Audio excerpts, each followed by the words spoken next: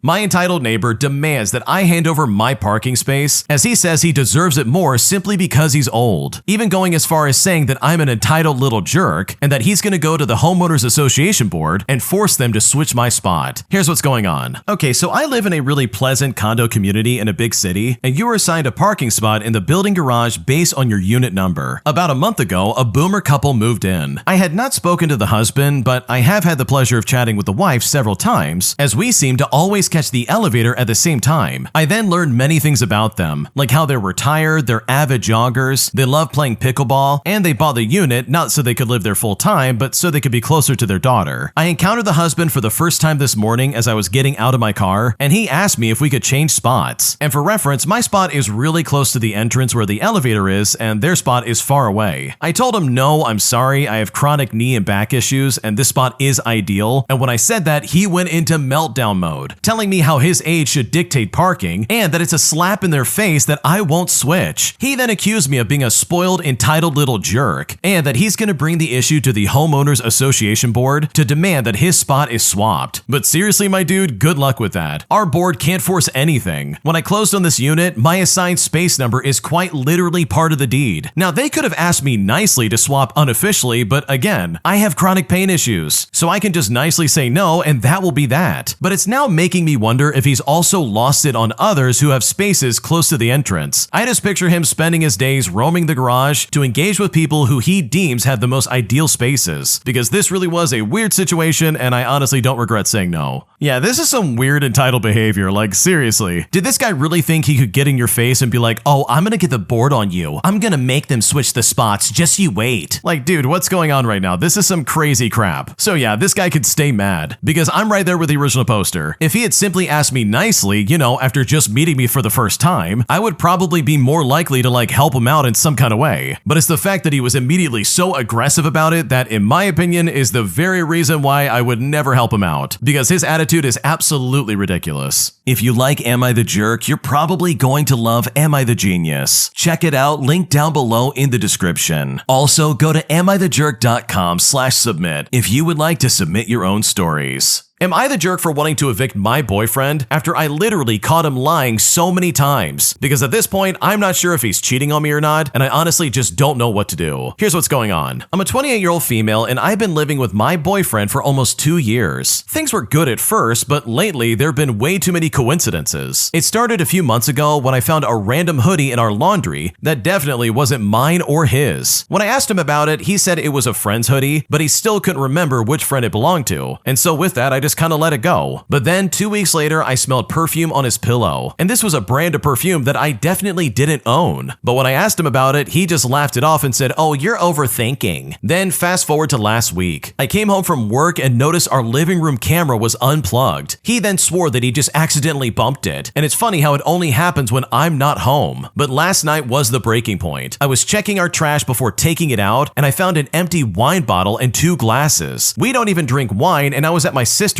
all weekend. When I confronted him, he snapped, saying that I'm spying on him and trying to control him. And it was here that I told him that I want him to move out. He said that if I do that, I'd be throwing away a good relationship over my paranoia. His mom even texted me this morning telling me to stop making up stories. And I'm honestly just so exhausted. So am I the jerk for giving him an ultimatum to leave? Because right now I really don't know what to do. Oh man, in case it's not totally clear to you, yes, your boyfriend is 100% cheating on you. This guy's unplugging the camera to the front room. He's got other women's perfume on his pillow. This guy's got hoodies that belongs to a friend that he just can't identify. Like, I'm sorry, this guy is literally racking up red flags left and right. So no, you're not the jerk for telling him to get out. He's clearly cheating on you, and he's absolutely gaslighting you in the process. And I know if I was in your shoes, I would trust my gut and I would get that loser out of my life. My entitled neighbor keeps blasting her radio at 6 o'clock in the morning every time she wakes up, disturbing my peace in a way that has caused me to complain multiple times. But after she refused to listen to me and be a reasonable human being, I decided to get nasty by getting some petty revenge, where I literally rented a device so that I could jam her radio, resulting in her eventually stopping. Here's how I did it. A number of years ago, I lived in Montreal in a rather thin-walled apartment. My neighbor's kitchen was against my bedroom, and at some point, the absolute delight of a human being started turning her radio on shortly before 6 o'clock in the morning. Now, I tried to talk to her, and I asked her to simply move it away from the shared wall or to not use it. And as you you can probably guess, there was no change in their behavior. I then sent a registered letter to the landlord asking for some action to be taken, but again, nothing changed. Now, at the time, I was studying electrical engineering, and I was learning about how radios worked. Internally to the radio, whatever frequency you're listening to gets converted to what is known as an intermediate frequency, and then the rest of the circuitry amplifies and filters this one frequency. Now, I had underused frequency generators at work, so I asked if I could borrow one for a bit. I got a few strange looks and questions, but ultimately, I got permission to borrow one for a few weeks. I then set it up in my bedroom, did the basic settings for an unmodulated frequency, matching the intermediate frequency for the neighbor's radio. I then jammed a rudimentary antenna in the back, and then I went right to bed. Well, when I was woken up by the neighbor's radio, instead of just jamming in earplugs and trying to go back to sleep, I jumped up and switched on the frequency generator, and then suddenly there was silence from my neighbor's radio. I then modulated my signal to an extremely annoying tone, but my earplugs filtered all of it out. Now, knowing that this could interfere with others and also be illegal, I tested it against my own radio, which was about 5 meters away, and it wasn't impacted at all. Now, did it have better shielding against my attack, or was it just the distance? But honestly, I don't really care, because my neighbor stopped using her radio, and I returned the frequency generator after a couple of weeks. So I will happily take that win any day of the week. Oh man, this is hilarious in my opinion. This guy literally broke the law because he was like, oh, you want to be loud? Cool, I'm gonna jam your radio. Like, my man's probably committing a war crime of some kind. Like, seriously, what's going on right now? So yeah, good for you for finally getting some peace and quiet, because this neighbor was being incredibly obnoxious. My entitled friend literally drops me as a friend and ghosts me after I refuse to give her my Disney Plus login information, leaving me baffled as to what our friendship actually meant in the first place. Here's how it went down. Okay, so this happened a few years ago, and at the time I never clocked it as entitled behavior, but man, I wish I did. And to start out, yes, I know I was naive, but please go easy on me. I was a lonely girl doing online university. Now, I had a friend in university during COVID, and we would chat all the time, and totally would not do our online tests together or anything like that, even though we definitely did. For the most part, the friendship was equal with give and take until it came to when she mentioned a show that she wanted to watch on Amazon Prime Video. I had an account and she didn't have one, so I gave her my login information so she could use it for that show.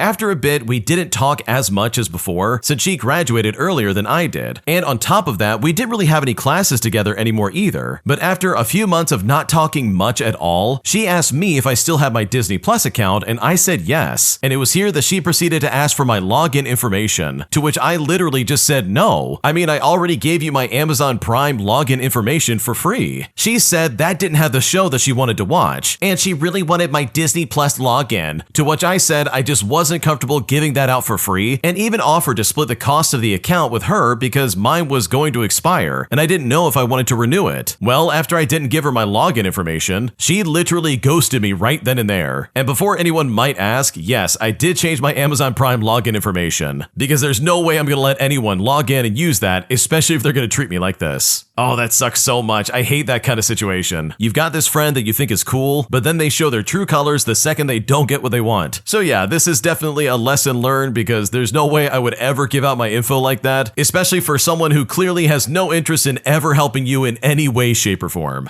Am I the jerk for getting my colleague in trouble after he started calling me his work wife? Because despite the fact that I tried to explain this to him in a private setting, he still refused to get the point, forcing me to go to his boss and put him in his place. Here's what happened. Some time ago, I was assigned by my European-based employer to work on a project at a US location. I'm a 29-year-old female, and part of my assignment was training a new hire within my special area of expertise. This new guy is about 10 years older than me and is hired for a management position. However, he is in no way my superior, as I take on more of a consulting role with the local team. Well, I noticed straight away that he is very outgoing and sociable, joking around a lot with his colleagues, which is quite different from the men I'm used to, as I come from a northeastern European country where the male stereotype can only be described as silent. He immediately took an interest in me and started jokingly flirting and complimenting my looks. Now, this made me uncomfortable since we are both married, and I felt it was very inappropriate. It also made me feel like he was not respecting me professionally. He would make comments like, "You look so cute when you're serious," and he would say this in such a way where it would interrupt my training sessions with him. The assignment itself was a big deal to me, and I wanted nothing more than to exceed expectations, which is why I was reluctant to bring this up and create drama. I tried ignoring his behavior, but the last straw for me was when he started calling me his work wife openly in the office. Now, I understand this term is used in a joking manner in the United States office culture, but we absolutely do not have anything similar to that in my home country. And if word would get around back home about this, I would have to explain to my husband why some random man decided to call me his wife. So to avoid this, I decided I need to put an end to the casual flirting and jokes from this man. I sat him down one-on-one and I told him in short that he has got to stop calling me his work wife. He seemed like he understood, but I was maybe being too nice or vague in my approach towards him because he acted no different the following days. And this made me frustrated, as I felt I now have to either go to my boss, which is also his boss, and risk this reflecting badly on my assignment, or risk conflict in my marriage. I ultimately decided that my marriage is more important than my job, and I told my boss about my issue. Now, luckily, my boss took me seriously and told me that he would handle it and to stop worrying about it. I'm not sure what went down after this, but the flirting and the compliments from my colleagues abruptly stopped. And you know what? I was relieved, but I also felt that my colleague acted very cold towards me after all of this went down. I still successfully finished my training sessions with him and the assignment, and I relocated back home. Now, in retrospect, I'm wondering if I overreacted due to the cultural differences between the United States and my home country. Maybe what my colleague was doing was just normal social interaction, and I somehow acted like a complete jerk, getting him in trouble with our boss for merely joking. So seriously, am I the jerk in this situation? Because right now, I'm not sure if I'm in the wrong. No, you are definitely not the jerk. This is so unprofessional. I know it might seem like, oh yeah, this is common in workplace culture, but no, this is creepy across the board. There's never a situation where calling someone your work wife or your work husband is ever going to result in anything good. If anything, it's kind of like them saying, oh yeah, I've got a crush on this person, and I probably would do something with them if I wasn't married. Like, it's a weird look, it makes things weird in the office, and it is not okay in my opinion. And sure, maybe you have different dynamics at your office and you're like, oh yeah, we do this all the time, that's my work wife or my work husband. But in my opinion, I think it's weird, I think it's towing the line, and it absolutely is gonna cause drama. So no, you're definitely not the jerk for shutting this down. He was making creepy, unprofessional comments towards you, and you did not have to deal with that. Am I the jerk for asking to exchange information after this entitled Karen literally scratched my car door in the parking lot while I was sitting in it? Because this lady gave me the runaround and made me feel really bad for even suggesting this. And at this point, I really don't know if I made a mistake. Here's what's going on. Okay, to start things out, someone scratched my car door in a parking lot as I was literally sitting in the car. I then asked to exchange information, to which the driver agreed. We exchanged phone numbers and I showed her a copy of my insurance. However, when I asked for her insurance, she told me to speak to her husband and that her husband would take care of all of it. Well, her husband was not with her, and at first I thought she didn't have insurance, but it turns out she didn't want to share the information. I then insisted that she share her insurance information, and she suggested that we call the police. She then told me how her daughters ran into the same situation and that it was settled privately rather than going through insurance, which is something she preferred. She was concerned that her insurance rate would go up, and the increase would be hard on her as she is either retired or retiring. Now, I don't know if I would be able to take her word on settling privately, since she originally agreed to exchange information, but still did not want to share her insurance. She finally handed over her insurance as my partner is speaking with the police. I also asked for her driver's license, and she told me no because she's already given me enough information. Now, the police took a while, so my partner and I decided we didn't want to wait anymore. We called the police again to let them know that we got the insurance information, but the driver was uncooperative about sharing her license. The driver then raised her voice about how we gave misinformation and then charged at my partner as we were on the phone with the police. The police arrived soon after that, and she then asked the police if she should share her license with me. Well, of course, the police responded yes, reiterating that we should exchange insurance information as well as our driver's license to one another. So we exchanged our driver's license and we went our separate ways. Now, the scratch is noticeable, but it's not that big. So I just want to clarify that I don't know if I'll make any repairs. However, I want to have the information should I later decide to follow through with the claim. As we were waiting for the police, she repeatedly called me a bad person, which honestly really has me thinking, am I the jerk for just trying to exchange information? Because right now I'm honestly not sure if I made a wrong choice. No, this is some weird intimidation tactic. This lady literally wanted you to feel stupid for being like, hey, I need your information. Which, guess what? That's exactly what you should do in that situation. She literally made it harder for herself by being like, oh, we'll just call the police then. I'm not giving you any info. We're gonna handle this privately. And then she'll give you a fake number and run off and you never hear from her again. Like, that's what she really wanted to do. She didn't want to give out the insurance or even her information. She wanted to give you a fake number and then run for the hills. So no, you didn't make a mistake, because honestly, I would have done the exact same thing, especially with the sketchy way that she was acting. Am I the jerk for letting my fiance uninvite his sister to our wedding after she said some blatantly nasty things to me that honestly have really offended me? Here's how it went down. I'm a 25-year-old female, and I met my now fiance 5 years ago, and we started dating really quick. A year into our relationship, we met each other's families. My family loves him because of how he treats me, and he's honestly the most wonderful guy. His family also likes me, but the only person I've really had problems with is his older sister. You see, ever since I've met his family, his sister has always had a problem with my weight. I've always been on the bigger side, and for the longest time, it took a really long time to gain self-confidence. So when meeting his family, his sister has always made some remarks about how I should do something about my weight, even going as far as to directly tell me that I'm too ugly and fat for her brother, and that she doesn't know why he would settle for less. Now, my fiance has never heard of any of these things, because for starters, she's always been good at hiding her disgust of me from him, and secondly, I never told him because I didn't want to cause trouble between them. I mean, he adores his sister. Well, we're getting married in 3 months, and 2 weeks ago, I finally found my dream dress. I went to my fitting with my mother, my future mother-in-law, and sister-in-law, and me as well as my mom and mother-in-law were simply gushing at how perfect the dress was for me. But my future sister-in-law was looking at me with what I can only describe as disgust. Then she went on a long rant about how I would of course settle for less, because according to her, nothing good would actually fit me. She went on to detail everything that was wrong with me, going on and on about how I looked. And even though both of our moms were trying to stop her, she just didn't stop, and it got worse with her little crash out. It got to a point where I had to stop everything and just leave. Before I even got home, my mother had already called my fiance and had told him about what had happened. So understandably, he was furious. He sat me down and asked me about it, and for the first time in 4 years, I just told him everything. We then ended up spending the rest of the day crying, with him profusely apologizing for never noticing and him promising that he was going to fix it. Now, what I didn't expect was him waking up the next morning and deciding to uninvite his sister to our wedding. His exact words were, "A wedding is a celebration of love between the bride and groom, and the people who go to celebrate them." He said that since she clearly cannot be happy for us, she can save both her time and money and just not go. And then he said that was that. Now, I didn't expect it, and when I asked him why he would do that, he told me that yes, he loves his sister and will continue to do so, but he will not compromise my day and my happiness just because his sister is small-minded. Now, I had no problem with that, but his family, however, all called me to apologize on her behalf and ask him to please reconsider. At first I refused, but now after his mother called me to tell me that I'm being a selfish witch and that I'm already tearing her family apart, I'm now starting to have second thoughts. So am I the jerk here? Because honestly, I don't know what to do. No, you're not the jerk here. You know what's actually happening right now? The mom, for the first time in her life, is actually having to deal with the repercussions of her nasty daughter. That's all that's going on right now. People have whistled past the graveyard probably for years about this nasty woman's attitude, and now someone's finally putting their foot down and they're seeing the repercussions of it. And they're only freaking out because they're like, oh man, now I have to deal with this. We've walked past this for so long. This is your fault. And it's like, dude, wait a second. You didn't do anything. Seriously, to the original poster, you have not done a thing. These people are so toxic saying that you're a selfish witch and that you're the one that's tearing the family apart because you haven't done anything. You literally just love your fiance and you want to get married. And yet your brother's sister is just sitting there like, oh, you're so ugly. I can't stand you. And it's like, for what? Just because you might be a little bit overweight? Like, that's crazy in my opinion. So no, you're not tearing any family apart. And you are absolutely not at fault for his sister getting uninvited to your wedding. If they've really got a problem with that, then they can address that with his sister herself, because you have nothing to do with her crazy outburst. My sister has basically ruined my mother's life, forcing her to babysit her kid in a way that is truly obnoxious, wondering how my mom is ever going to get out of this. Here's what's going on. Okay, so my mother is nearing retirement and works 4 days a week, and she could go down to 3, but she doesn't want to because she thinks my sister will make her look after her kid. She already looks after my niece on her only day off, so she can't even do anything productive. My niece is 2 years old, but with all due respect, she is a brat and is very manipulative already. I wasn't there when this happened, but I heard from my mother that my niece was drawing on the walls and was told to stop, and she said, "But I'm drawing hugs and kisses for you." And on another occasion, she was out with my mother and grandmother, and she said that my grandmother was annoying her. And when she gets told off, she always says to whoever told her off, "Are you very happy?" in a sort of like baby voice. She also hits, bites, and is just a disaster in general. She is very intelligent for her age and never shuts up. And I really wish she wasn't so verbal. I don't know what other children are like that at this age, but every other one I've seen talks nowhere near as much as my niece. My sister sister asks our parents to look after her at every opportunity, and my mother is a professional victim and doormat, so she always, and I mean always, says yes. But then she just complains about it the entire time, because she says if she says no, it will make it seem like she doesn't love her grandmother, which is completely ridiculous. And then she complains that she never has any free time and should be retired, when it's entirely her fault that she's incapable of saying no and feels obligated to be a free sitter. It's just a disaster. My sister's entitled, my niece is entitled, and my mother has a victim complex that I'm not sure can ever be solved. Yeah, that sounds super obnoxious. I would hate that all the way through. Seriously, someone's kid being a brat like that would make me go crazy. Not to mention the fact that they're like, oh yeah, you have to watch them. Because I'd be like, dude, I'm not watching any kid who's gonna be acting like that. Like, you better be a clown or joking, because that's just not gonna happen. So yeah, this really is unfortunate, because it does seem like your sister is super selfish. And unfortunately, your mom is not putting down her foot, which she absolutely should be doing. Male Karen says we destroyed his game and demands a replacement.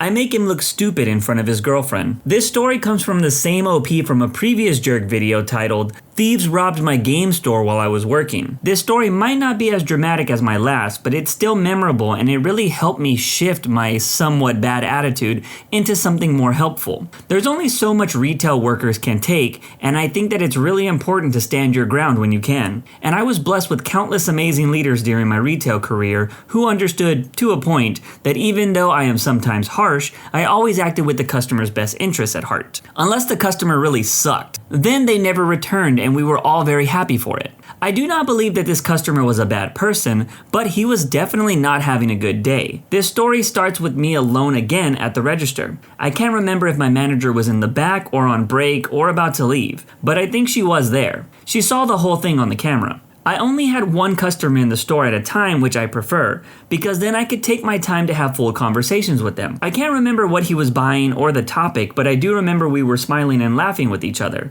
just having a pleasant chat, when we were very suddenly interrupted by an angry customer slamming a box onto the counter. I jumped and gave him a look at his angry neon billboard face and said, "I'll be right with you," so I could finish up my conversation with the previous customer. I began to shift over to the furious guy, and before "how can I help you" fully left my lips, he was yelling with his big boy voice, "Your system destroyed my game." I'd like to pause time here because my brain RDJ Sherlock Holmes at this point. I realized that he came in with the woman, but she was completely avoiding the counter and eye contact with both of us, but stayed nearby. I noticed what he wore and how he held himself, which, I'm sorry to admit, was one for one all the stereotypes of a man-child FPS player. His clothes were 3 sizes too big, relatively expensive brands, backwards hat, and apparently he thought that being loud at a woman much smaller in stature than him means that he'll get what he wants. My unnecessary sassy butt starts thinking, LOL, my system? Do I look like Bill Gates? It was an Xbox 360. Now, I am absolutely a B. I always have been, but I needed this job, so I composed myself and I put on what I hoped was my retail voice and asked him to help me understand what happened. In his advancing fervor, he explained that he was playing COD one day and the disc wouldn't work. The Xbox that he bought from us months ago destroyed it. Okay, let me see. I'm sure some of you can guess, the disc had a perfectly circular scratch. The moment I see this, I start saying, oh, okay, this is a very common problem. It happens when the Xbox broke it! Technically, yeah. Well, I need a new Xbox. I'm not paying since it's your fault. And cue my eyebrows raising. Honestly, I can't control my face as much as I'd like to. Admittedly, my expressions also act much like vibrant colors of a poisonous frog and gives people a fair warning for what's about to come out of my mouth. My retail voice is now out the window and my volume is matching his. Look, this is going to happen again. Not if you give me a working system. No, it's a problem with every Xbox 360. Do you want to know how to avoid it, or do you want to keep destroying your games? And here is when I noticed the woman he walked in with look over at us. In hindsight, it seemed like she was shocked and had absolutely no idea how he would react to being talked to like this. Thankfully, what I said seemed to knock down his anger a peg. And a bat sounding cocky, he goes, "Yeah, go ahead and explain." And after a deep breath and thinking, I need this job, I need this job, I need this job, I ask if he has the console standing vertically or laying horizontally, and where. Once he says that it's on a desk and vertical, I tell him about the Xbox 360's problems regarding nearby vibrations shifting the disk's reader in the console, which is why the scratch is a perfect circle. I explain how if you ever stomp too hard near the console with the disk inside, the laser meant to read the disk will instead sit against it and then grind into it upon turning the console on. Yes, this does happen with other consoles as well, but it was notorious in Xbox 360s. The woman, who I later learned was his girlfriend, immediately comes over to his side and says, "Oh, that makes sense. That's been happening." The guy is completely silent. I take this as a good sign and I continue, "I can replace the console if you want, but this is, unfortunately, an issue with all of them. I recommend laying the console on its side to give it more surface area and removing the game discs when you're done. Definitely don't move the system with the game inside. I'll replace this copy for you this time." It was about 2 months outside of its 30-day warranty though, and I recommend the year-long warranty because this covers everything, including circle scratches, as long as the disc is in one piece. Accidents happen. And despite my limboing in hell bars set for retail customers who come in screaming at me, he immediately calmed down and became much more understanding. I watched his shoulders deflate in real time as he tells me, "Okay, sure, let's do that for now." So he gets another copy of the game for free, the year-long warranty, $3. He comments on how this will last him until the next COD anyway, so it works out,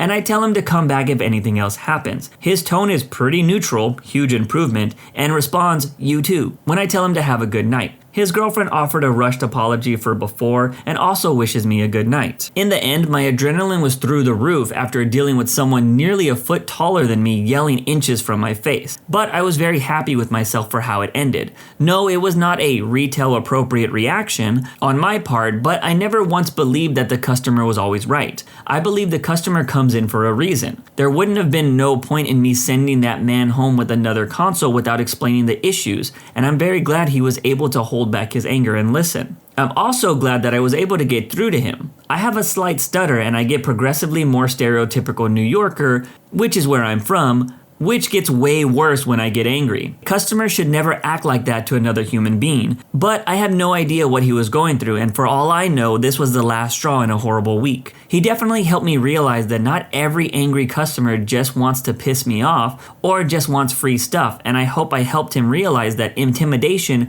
won't get you what you want. It's always better to get more of an understanding to a problem, and that cashiers are human beings too. But let me know. Am I the jerk? I 100% agree with the OP with the idea that customers aren't always right. That is like saying that children always know what they're doing. If you are ignorant on a certain subject, you shouldn't try to BS your way to a solution. Sometimes you just need to let those with knowledge tell you the best course of action. Also, of course, this male Karen was a COD bro, right? I bet he's the type of person to say that everyone uses aimbots when he loses. My Karen of a boss wanted us to put in 3 months notice before quitting our job. This is an aftermath update.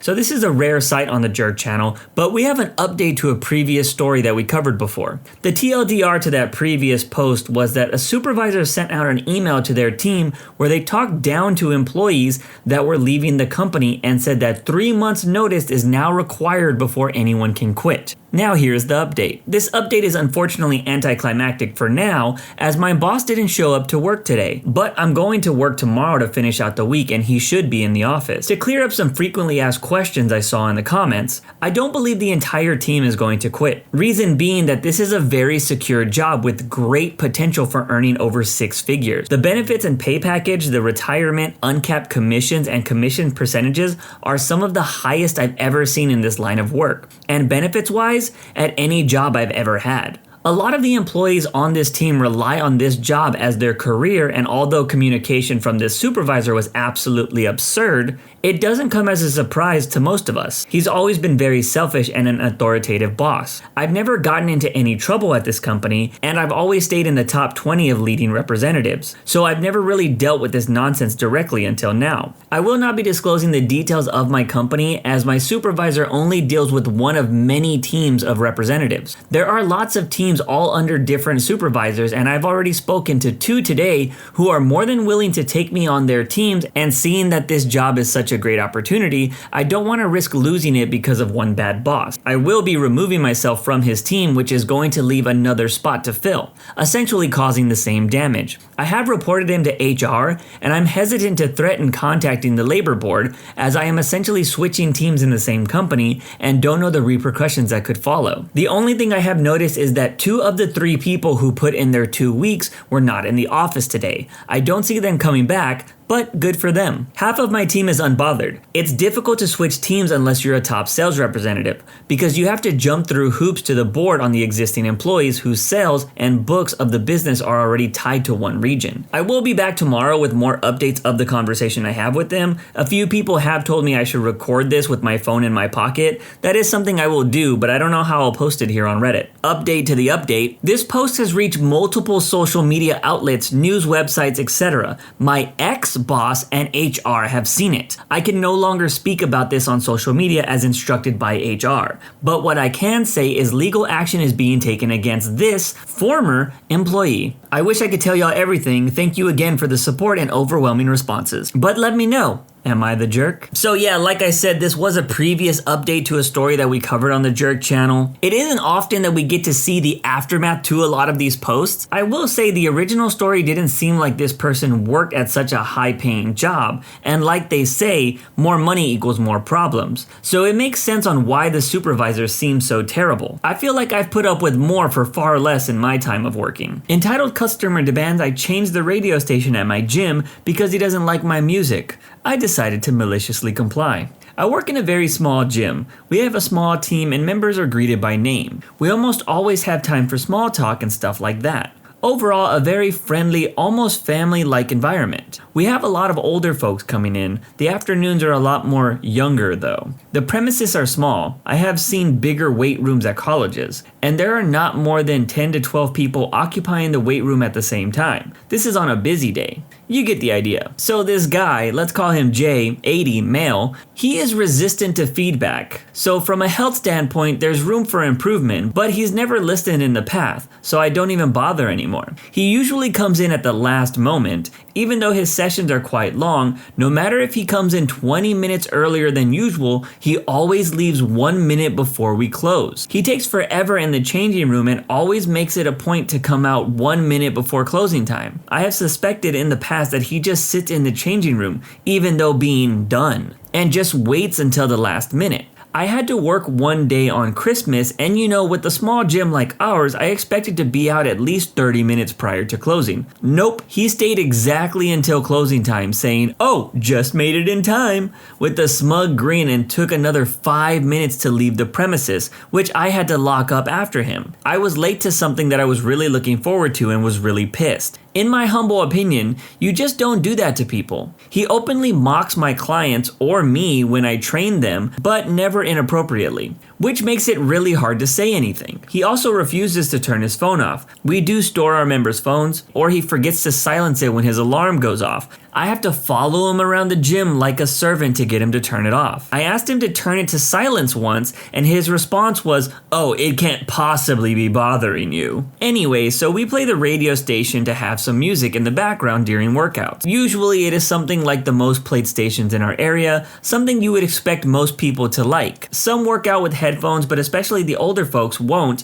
and are more sensitive. Most days I cannot stand our radio stations because they mostly play the same stuff over and over, and it just drives me nuts. So I sometimes play a different genre. Now I know music tastes differ, so I make sure it's not too loud. It is also nothing crazy or disturbing. Since changing it a few times, I have gotten many compliments, people saying they like the change in tune and so on. One day I have a different station on and Jay walks up to me. In a rude tone, "Hey OP, I have a question for you. Do you like the music that's being played at the moment?" No, I actually have a habit of changing the station to something I don't enjoy. Of course I do like it. Oh, how could someone possibly like this kind of music? Because they actually like it. But you don't have to play it here. I can imagine people don't like it. It's not appropriate and it makes me quite aggressive. Well, I know that tastes vary, but so far I've gotten nothing but positive feedback. You are the first person to actually complain. I can't imagine that I am. and then Jay just walks off. In the meantime, I hear him bother the other 3 people in the gym and ask them if they like the music and if he'd like them to change the station. He finds one person that is indifferent to the music being played, but would like a station changed nonetheless. So he walks up to me again. OP, so I found this guy and we agree the station should be changed. We would prefer something like this. Insert station that plays slow old people music. Sorry if that offends anyone. Cue my malicious compliance. Sure, if people ask that nicely, I will absolutely have no problem changing the station. But I will not play that station as a lot of people would not like something so slow and tiring in the background. But I'll make sure to change it so it won't bother you anymore. I changed the station a few times as per his request that day. It was always something very specific, a different genre, never just chat radios, and every time he realized what I did, he just requested another station. I think we made it through 5 stations until he gave up. After this, his phone went off once again and I told him this time that he had to turn it off. He said the same thing I mentioned before, to which I replied, well, it makes me quite aggressive, followed by, if it's not turned to silent, I will not store it for you anymore. I am not your secretary. Since this incident, I have had my station and the chart station on rotation. If he comes in on a day with my station playing, he never complains anymore. But let me know. Am I the jerk? You know, this J person does sound like a jerk, but being 80 years old and at the gym, I gotta give him props for that, man, even if he is a cranky old man. As for him staying until closing, that is kind of annoying, but he probably has nothing else to do, to be honest. At 80, I can only imagine that some people are just trying to fill out the hours in the day. My class thought my graduation video was boring, so I decided to maliciously comply and give them exactly what they wanted, knowing the school would hate it. I graduated from high school this year. Big thing, obviously. Now, the thing is that I studied at an international school in Europe, so as you might imagine, it's a pretty small establishment with a pretty small class size. To set the scene, my class, which was the largest to ever graduate in my school, was made up of 18 people in total. That's it. So plainly said, we're a pretty tight-knit group, and we shared many memories together, not only in high school, but some of us throughout middle school as well. Hence why it's a tradition for someone to make a graduation video to commemorate all the years that were shared by the students throughout the years. Me being the masochist that I am, I decided to volunteer to make the video, thinking, how hard can this be? It's only 5 minutes worth of videos and photos. Boy, was I wrong. From the get-go, I asked my classmates if they could send me photos and videos, as well as if everybody could vote on a song that everyone would be happy with. Of all the people in my class, only 3 people sent what I asked of them, and pretty much nobody replied about a song. I tried pressuring them on the class group chat, but it was all in vain. At this point, it was Thursday the 2nd of June, and I had a pretty busy week ahead of me with the graduation ceremony being the following Friday on the 10th. And the deadline for the video was Tuesday the 7th. So I got working. On Thursday, I started drafting the structure of the video. I'm quite serious about video editing and I wanted to get in some practice, so I decided to do things seriously. Then I had to stop because my 11-year-old cousin was visiting. So at this point, Thursday's gone by, and now I only have Friday and Saturday morning to work on it. Great. On Friday, I took the photos that I received from my classmates, and I found some older ones on the PC, in yearbooks, and the School Achieve. Then proceeded to transfer all of the files on my computer and download a song that I thought was appropriate to put in the background, Rocket Man by Elton John. Then between late afternoon and 3 a.m. I proceeded to edit 90% of the video. Saturday morning I wake up rather annoyed, jump in the car and keep editing for another 2 hours while I'm in the car with my family as we're driving to Milan to go to a concert. Finally, I'm done. I give it one last look, correct a few small details here and there. It was excellent. Of course, this was because of me being a perfectionist and a masochist at the same time. Not only did I ensure to make the video a nice commemoration of my class's memories, I went above and beyond to have all the photos make sense chronologically. Have it be well balanced between photos and videos, have smooth transitions, and even have it perfectly synced with the music. So I exported to my Google Drive and share it with my classmates on WhatsApp. I wasn't expecting anything, especially because I could have decided not to send it to them in the first place and leave it as is. But let's just say that I would have appreciated a thank you at the very least. Nope. All I got in return was people complaining about the video being too serious and not liking the music. But I was nice about it and asked what would they want changed. changed. What I received in return was a series of requests including change the song and include more partying. Now, the one thing you do need to know about my class is even though despite its small size, there was still a group of people that were known as the party animals, who coincidentally were the ones who complained about the video being too serious. Good for them. I asked them if they wanted me to redo it. They said yes, so I complied. But you see, I had an ace up my sleeve. So it's Sunday night as I return from Milan after spending a day with my friend whom I hadn't seen in over a year, who also went to see the same concert. I get home about 1 a.m. and get back to work. I took the song they wanted and all the photos and videos that they also requested, and I just dumped them into a timeline on the video editor. It absolutely sucked. It was random and only featured the party animal students.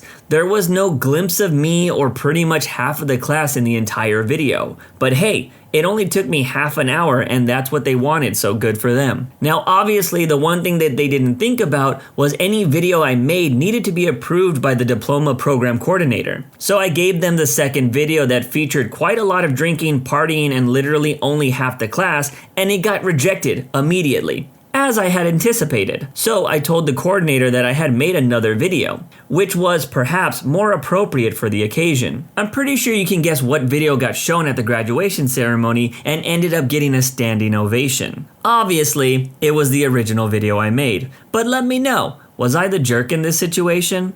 This story was funny because these party animals sound just like the group of people that represented my graduating class. Granted, my class was a lot bigger than 18 people, but a lot of them were party people. Do you want to know what our class song was? For those of you that might not do this in other countries, the song is supposed to represent your senior class. The song that my senior class picked was Drive by the band Incubus. The song itself is about drinking and driving. Now personally, I didn't care. I actually liked the band, but I did think it was dumb for that to be our class song. But a few years back, I heard that this group of people was also in charge of the reunion that was supposed to happen, and it turned out to be a dumpster fire fast. Apparently, they thought it would be a good idea to have a reunion in a location like Vegas. That instantly fell through when people mentioned that not everyone can just up and travel. You would think that the next logical thing would be to rent out a place and just have a big get-together, right? Nope, they couldn't manage to even pull that together, which was crazy because one of the people in the group worked at NASA. I wasn't even considering going to this thing anyway since I didn't talk to anyone from high school anymore, but I heard that the reunion ended up being people just bar hopping. Something people do probably every weekend anyways. This is why you never listen to the party kids. They just know how to show up, they don't know how to plan things. My entitled boss forces me to work 4th of July, so I throw an epic party with the company card. So this starts on Monday the 13th,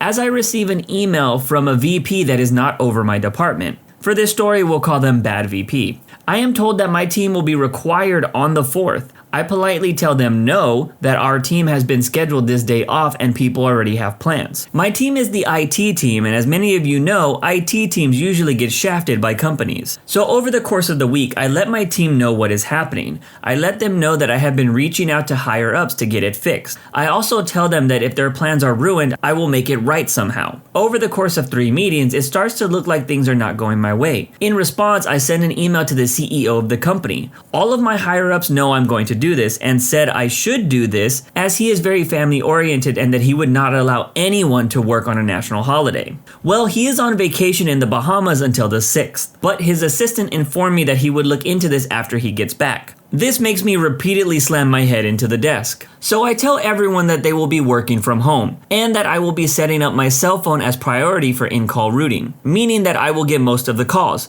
To be honest, I was expecting almost 0 calls, especially since I was asked to send out a notification that IT support would cover the 4th of July. I never sent out that email. A day later, I was given another outrage. I was told in my email that my employees would be required to be at the office, and no one was allowed to work from home. They would be checking the door badges ins to verify when we were at the office. I asked why in an email, and they said that they wanted to make sure that no one was playing video games at work. We normally work from home about 2/3 of the week, and video game playing is a normal occurrence at work. So I walk into this person's office. After a very long conversation where she was losing the logic war with me, she told me that It's just IT. It's not like you guys have lives. I'm not kidding you. That is exactly what she told me. I reported this to the VP who said, I will take care of this. It likely won't be done until after the 4th, so get creative. I know this man well. We have worked together for a long time, and get creative is code for corporate shenanigans. I asked the person requiring us to be at the office if they cared if we had an office party. They said no, as long as it did not interfere with the call flow. Even suggested using my new company card to pay for it. Go wild. Pro tip, never tell me to go wild. At this point, it was Tuesday the 21st. I let everyone know what's up, but that I have something planned. I asked who had things planned for that day. 2 people had told me they were planning to shoot off fireworks with their family, but the rest were planning barbecues with their friends. I write up an email to the VP over my department and the bad VP. I tell them that I let everyone know. We were all expecting to work until 8 p.m. on Monday. Per the conversation with Bad VP, I will be having an office party as sort of a sorry to the guys and gals who got shafted by this decision. The Bad VP replied again, thank you for your understanding. Also, yes, I would expect an office party if I had to work on the 4th of July as well. So go wild and enjoy your time. Use your new company card if you need to cover a few expenses. Also, I should not have to remind you or anyone else, no fireworks or drinking on company property. So now it's time to tell you about my office. You see, a while back, the IT team was moved from the main corporate office into a smaller building by itself. It has a nice gaming break room, a decent sized gym, and a full-on drink bar. Soft drinks, mind you, not alcoholic drinks. Out back is a big patio that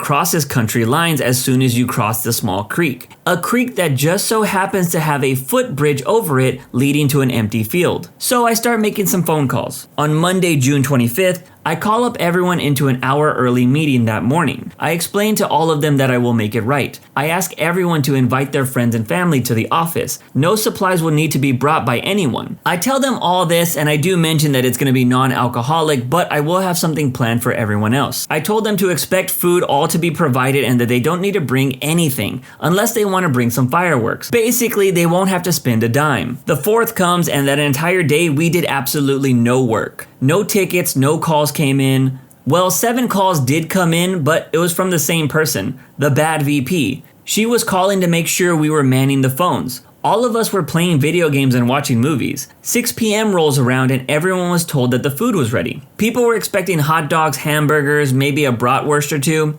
What they got was a full-on barbecue feast with pizza and other foods. There was smoked brisket, spare ribs, smoked sausage, smoked turkey, both kinds of tater salad, coleslaw, green beans with bacon and onions, potatoes, agrante, pizza from 2 different places, excellent hamburgers, and bratwurst hot dogs. On the dessert side was cake, very good cookies, 4 different kinds of pie, and about 2 pounds of fudge. Families and friends started showing up around 6:15. Some did bring alcohol, but I told them that they needed to leave that in their cars. I wasn't that crazy. Some were not too happy about that, but agreed as it was a free dinner for random strangers. So let me set the scene for you. I am out there with all the calls routed to my cell phone, and everyone is just having a good time. We have a ton of people there just enjoying a fun night, chatting about random stuff, eating the food, and occasionally lighting off some sparklers, or throwing a firework into the stream. My VP, not the Bad VP mind you, shows up with his family and brought some water balloons for the kids and the man-children. Around 8:30, it's starting to get dark and people want to shoot off more than simple sparklers and fireworks that we were using. The VP over the IT department had everyone cross the footbridge over the county line and off company property, mind you, and we set up a big wooden board using it as our launch pad. We fired off what we had for about an hour or 2, and some of us just hung out for a while. At around this time, people were getting tired and ready to head home. I told people to take home the leftovers within reason. We were all clocked out around 8, but no one left until about 10:30. The Bad VP did call once more while we were out back at the party. It was around 7:50, and she called asking for a status update. My exact words were, "Well, you were the only one to call us all day. The rest of us were out back on the patio enjoying the 4th of July shindig." She simply acted like my boss and said, "As long as no alcohol or fireworks are on company property, I don't care."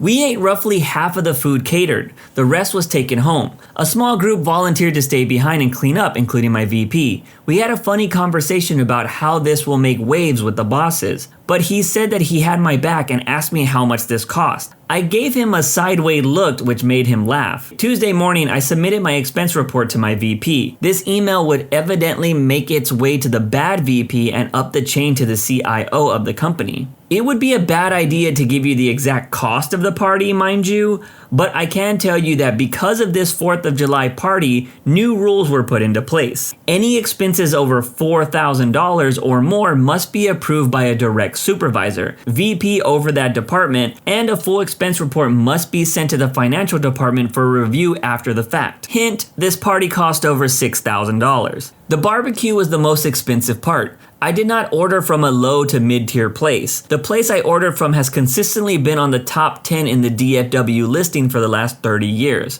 I ate at this place so much I was friends with the owner. The best barbecue I've ever had. The pies and cakes were custom made by a bakery and the cookies were made by a small boutique cookie place. I had 10 12 packs of Coke, Coke Zero, Dr. Pepper Zero, Pepsi, and Pepsi Zero. I bought 5 pepperoni, 5 sausage, 5 cheese, 2 Hawaiian, and 3 cheeseburger pizzas from one place, and nearly the same number from another place. Excluding the cheeseburger ones, I subbed out those for a specialty pizza from the other place. The burgers were from an excellent burger place that did catering. I know the owner well. He brought his kids for the night of fun after he heard what was happening. He was also the one who brought the brat dogs as he recently added those to his menu.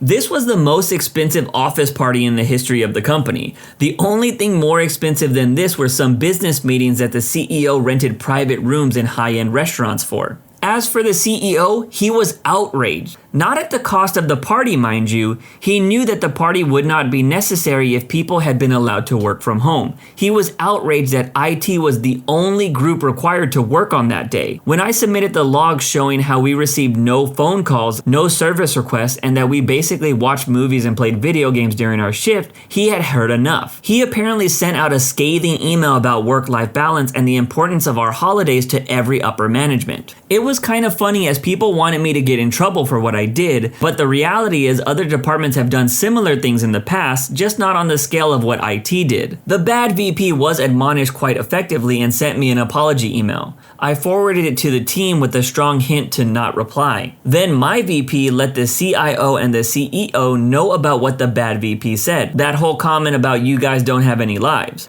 The bad VP did actually confirm she said this in a meeting to her executive vice president. It did not go over well. I have never heard people yelling in the office meeting like that before. The CEO of the company came to our office and yelled at her. Not sure if she was fired, but she is not at work today. In the Active Directory, she does not have the down arrow of death, so I'm not 100% sure what happened to her. I know she has lost whatever clout she had at this company with her attitude. Strangely, there is now no longer any pushback for my bid to get anyone to work from home. But let me know. Am I the jerk? This story was epic. Not only did this leader go above and beyond supporting his team, he brought about some serious change at his work. I wish I could say that you guys don't have lives was shocking to hear from upper management, but this story just makes it seem like someone had it out for the IT team. I know the pain of having to work on every major holiday. My old job ran 24/7, so it was inevitable that we would work on these days. But much like the OP, we demanded a party as payment. It was never as awesome as this OP's party, but it got us through the shift. My manager tells me that I need to attend the corporate meetings and forget about my job. This decision ends up pissing off the sales team. So this happened several years ago when I used to work for a national used car dealer. I worked with their inventory department at the time.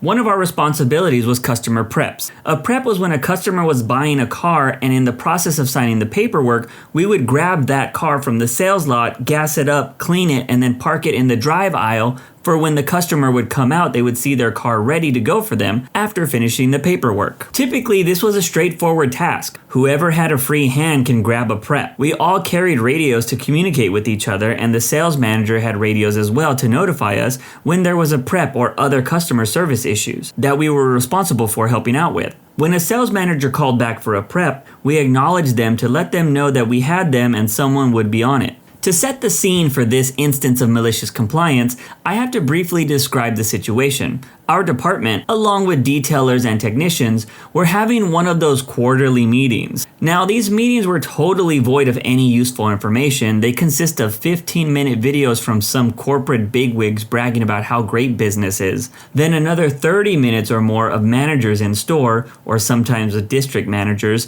crowing about how great we were doing and to keep it up. They did provide free sub sandwiches for everyone, and this was all done on the clock. I personally found these meetings to be overly pretentious and obnoxious, so I would always skip out on them and continued working, most of the times on my own. I know, shocking, no one else wanted to give up free food and a paid break just to keep working? Eventually, one particular manager was not happy that I always skipped out on these meetings. He told me I had to attend and could not leave until it was over. I asked, what about the preps? He said, don't worry about the preps. We'll deal with any of them after the meeting. Well, okay then. I've been told what I need to do, so I'll do it. I came into the break room at the start of the meeting, got my sandwich, propped up my feet, and turned off my radio. One of my coworkers sat beside me and his radio was on, but had turned the volume really low. During our meeting, sales apparently had a good streak of selling cars. Every few minutes, my coworker told me that there was some preps. As time passed, more preps were called back and there was no one responding to sales managers calling for them. My coworker asked me what I was going to do. I said, I'm going to finish my sandwich and sit here. I have my orders. One of the sales managers was beginning to get pretty irate. We could tell by his tone over the radio. About 30 minutes into the meeting, that sales manager poked his head in the door and said that there were several preps waiting and asked if someone could go get them. The manager that made me come to the meeting picked a couple of guys to leave the meeting early to get the preps. He knew that I would have left a long time ago to take care of these preps, but this was his way of punishing me. He wanted to make sure I was taking a paid break and listening to a group of jabronis during these past meetings. By this time, there were 6 or 7 preps waiting and a drive aisle full of customers and salespeople waiting on these cars to be brought around. Some were waiting close to an hour before they were able to get their car. Later that night, I was passing through the showroom and the manager that was getting irate from earlier stopped me and asked what was going on. We had a good working relationship,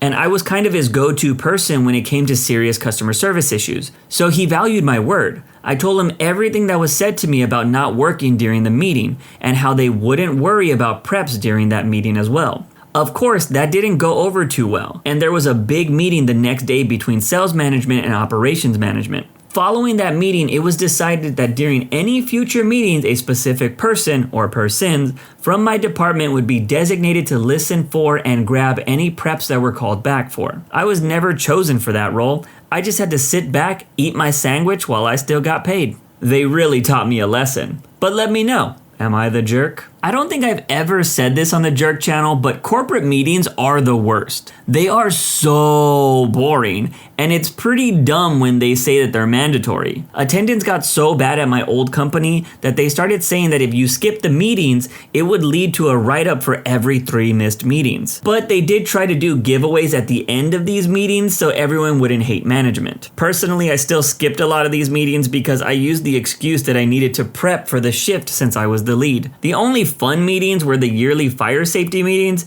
because that's where we got to play with fire extinguishers and fire hoses. That stuff was pretty cool. Coworker says my band can't perform a Radiohead song because of his religious beliefs, so we decide to maliciously comply. Our institution of about 2,000 staff had a yearly dinner and dance event. This was pre-COVID, of course. This was an educational institution where most of us are either teachers or administrators. I am part of the small group of teachers and staff in this institution that have formed our own staff rock band. We are usually given a 30-minute performance slot at the previous dinners and dances. Thus, we are invited to perform again for the upcoming one. The theme of that year was superheroes. Our merry little band set out a full set list of songs, which included the songs Holding for Our Hero by Bonnie Taylor, the Shrek soundtrack version. We threw in Creep by Radiohead because we wanted to do a song to slow the pace down midway through our set. All of us in the band are music lovers covering multiple genres, and also coming from many different faiths and religions. None of us even considered that Creep was an inappropriate song for the stage.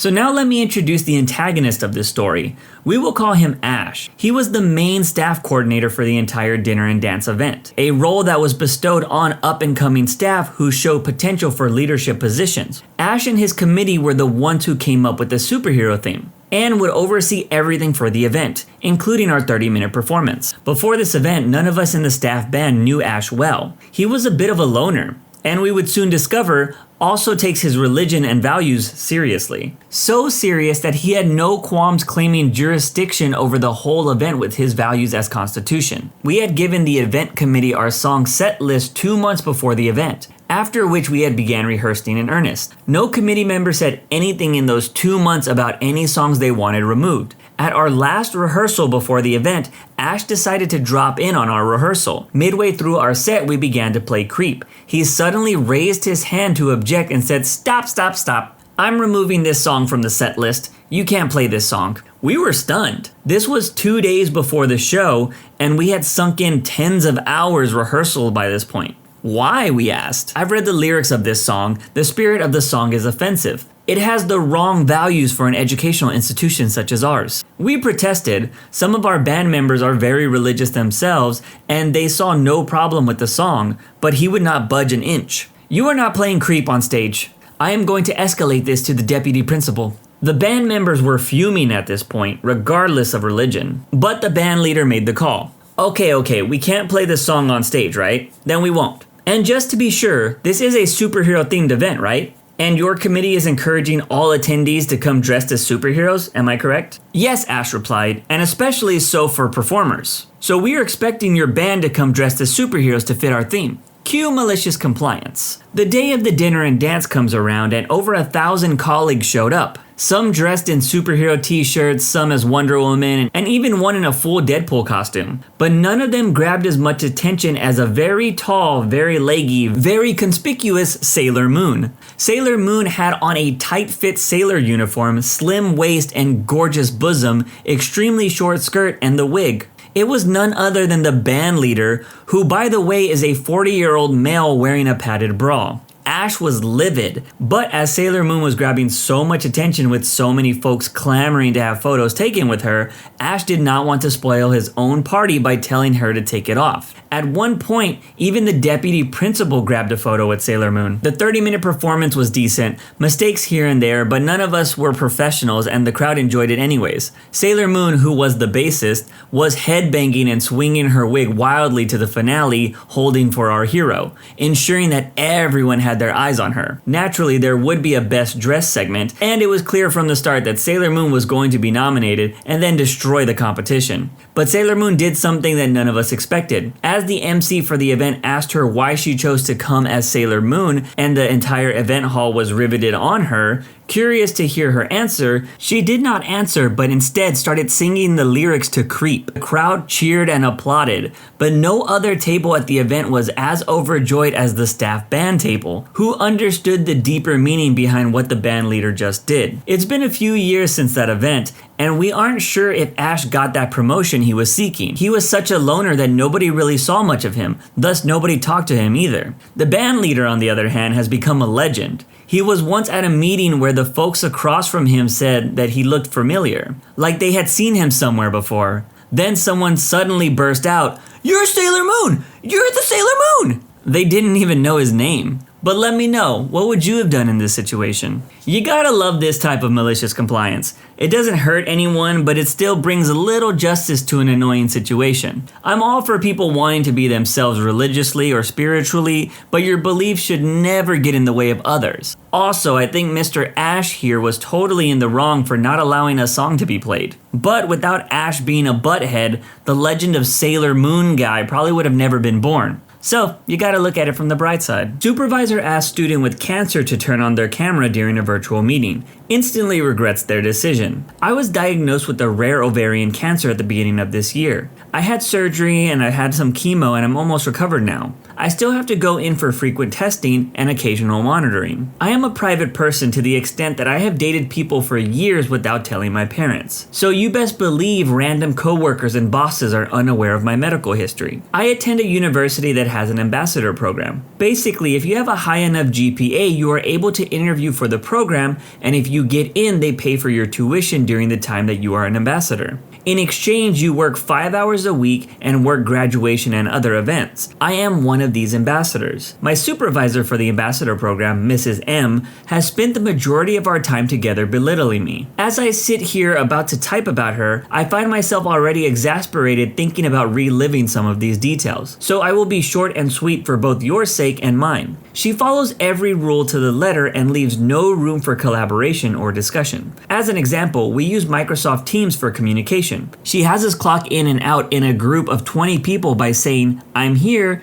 and "I'm leaving." So every day you have to scroll through dozens of messages to find anything of importance and listen to the notification sounds every time someone takes a lunch break. I suggested using the time clock function on Teams and even offered to set it up for us, and I was told that I was deliberately undermining her position. Another quick example of her vehemence is when I told her I didn't have any social media to advise the college. She was certain I was lying and went so far as to ask other ambassadors to try and find me on them. They didn't. There was nothing to find. Crazy concept, right? I've challenged her at a couple of junctures, but ultimately realized I was fighting a losing battle and I'd be better off keeping my head down. Fast forward to 4 days ago on Friday. There's a mandatory virtual event in 3 days on Monday where the dean of the college would talk to ambassadors. They live streamed this event to the college's website and YouTube page. Mrs. M sent out a message that said students must have their cameras on and phones off. Repeat, phones off, cameras on. I follow up the same day.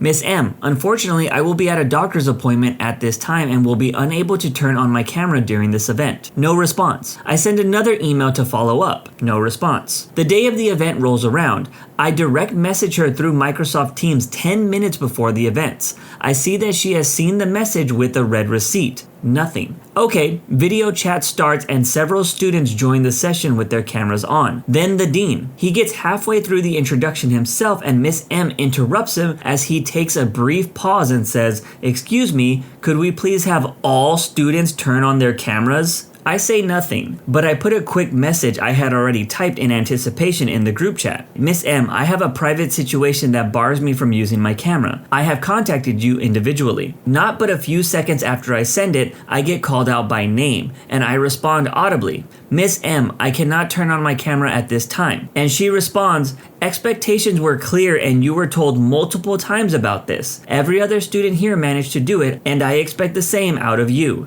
Now, one of the cool things about having cancer is you become very familiar with the hospital staff, and if you're lucky, they're fun to talk to. During COVID, my nurses were my tethers to sanity because no one could visit me while I had inpatient infusions. So I told one of my nurses, Amy, about the situation beforehand. She joked that if I was told to turn on my camera, I should really play up my illness. In any other situation, I would have been entirely opposed, but my sweet revenge was in sight. I imagined that anime fist clenching thing when the protagonist resolves to get their revenge. I set my laptop back a bit further from myself on my legs, so you could see the entirety of me in my hospital getup. The program we were using will display the person currently talking as the largest image in chat. Everyone had their audio off except me, the dean, and Mrs. M. So when I turned my camera on, I was displayed as the EKG loudly thrummed away on max volume thanks to Amy. There was silence. After that silence, I responded with this. I asked Miss M through email and Teams if I could opt out of having my camera on, but she insisted. I waited a beat to see if anybody would say anything, and then continued with my special vocal blend of melodramatic gratitude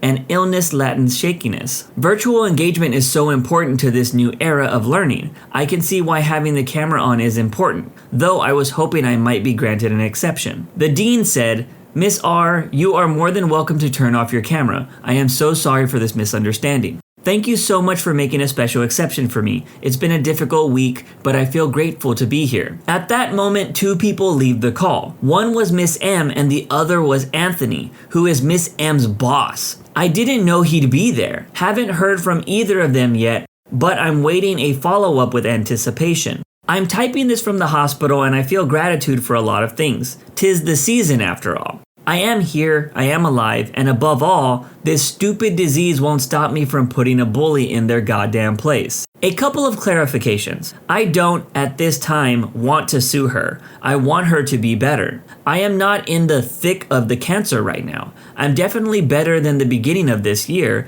though I appreciate the warm wishes. I was going to ask the university to take down the video on the university website and YouTube, but when I went to check, they had already been removed. I had already saved a copy of it per the advice of my colleague. That was the end of the original post, but as a surprise for the Jerk channel, it seems like we actually have a conclusion to this story. The great thing about this updated post is there's a detailed timeline of the aftermath. November 23rd. I am discharged from the hospital. I file a formal complaint to the college regarding the incident, and I ask for the videos to be removed from any public platform. From what I can tell at the time, this has already happened. But I want it to be clear that I do not consent to it being publicized any further. November 24th through November 29th. The school is on break for Thanksgiving. No ambassador program and no messages from the school. Despite this, about 16 students were present for the meeting, saw everything transpire, and I received tons of team DMs from about half of them sending me warm wishes and asking if they could do anything to help.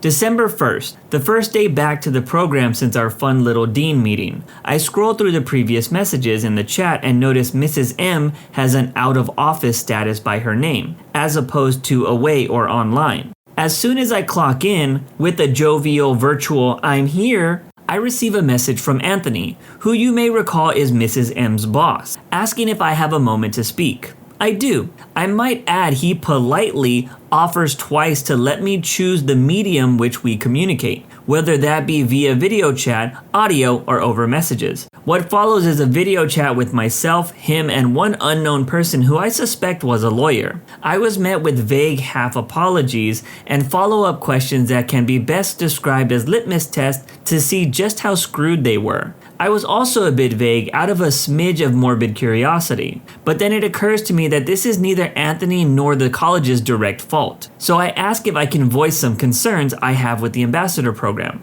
I have already created a list at this point of some of the issues I'd like to bring up. He and I proceed to have a very cordial conversation about small things, like the way we clock in and out, and bigger ones such as the way university staff speaks to students they employ with the indignity and disrespect. I mention how I'm older than the average ambassador, that I've had a couple of real adult jobs which have spoiled me in the sense that I feel listened to and valued on their team, and how the ambassador program has noticeably done none of this. I also mention how for ambassadors unlike me, who haven't had a job prior, this sets a poor example for how they should expect to be treated. He listens to me and actively takes notes. He asks if I would voice my concerns to some board members, and I say absolutely. December 7th, I clock in and then notice a surprisingly lack of messages in general chat. I then see a message sent to the ambassadors and admissions staff the previous day. It states, "Staff will no longer clock in using the time clock function.